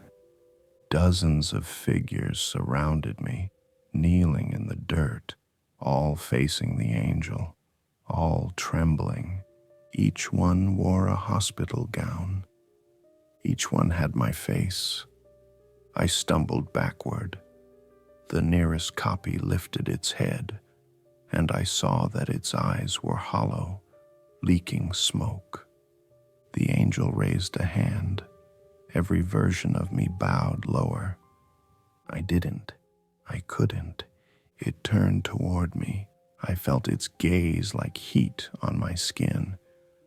The copies whispered something I couldn't hear, low, broken syllables that echoed like static. My mind started to split.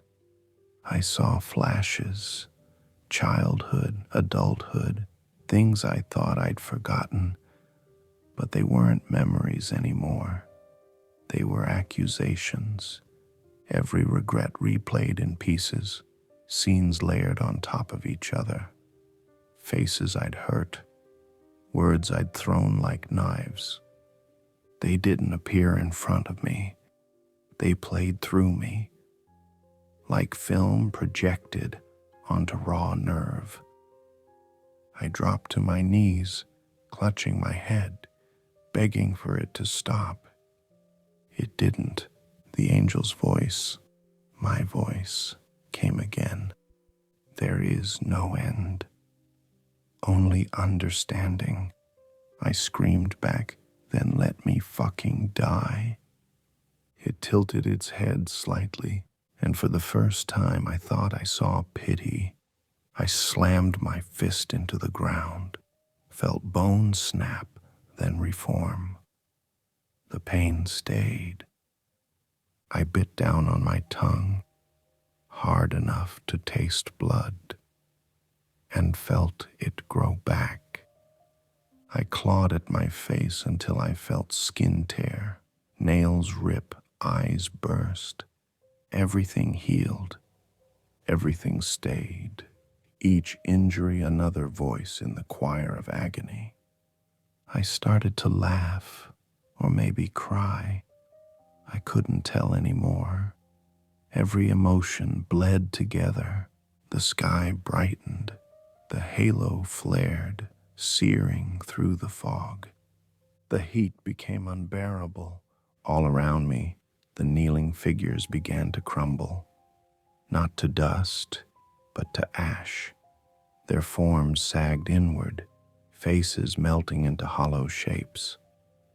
When I looked closer, I realized they weren't fading. They were sinking back into the cracks, back into the earth, and where they disappeared, light began to shine, red first, then white. The ground split beneath me, veins of fire tracing up my legs. I looked up at the angel. It was no longer a shape. It was the sky. Its wings stretched across the horizon, folding the world in half. All pain ends, it said through my teeth, when nothing remains but truth. I reached for it, not to fight, but to plead. The heat flared, swallowing my hand, my arm, my chest, but the pain didn't consume. It filled, and then faintly, a sound cut through, beeping, a single flat tone. It didn't belong here. It came from somewhere above. I looked up, and the sky cracked. Light poured through, blinding, white-hot, washing everything in radiance. The ground gave way, the angel's wings unfurled, and for one impossible instant, I saw its true shape, vast, endless, too many eyes burning behind the smoke. The world folded inward. And just before the light took me, I heard one final whisper. You asked for proof.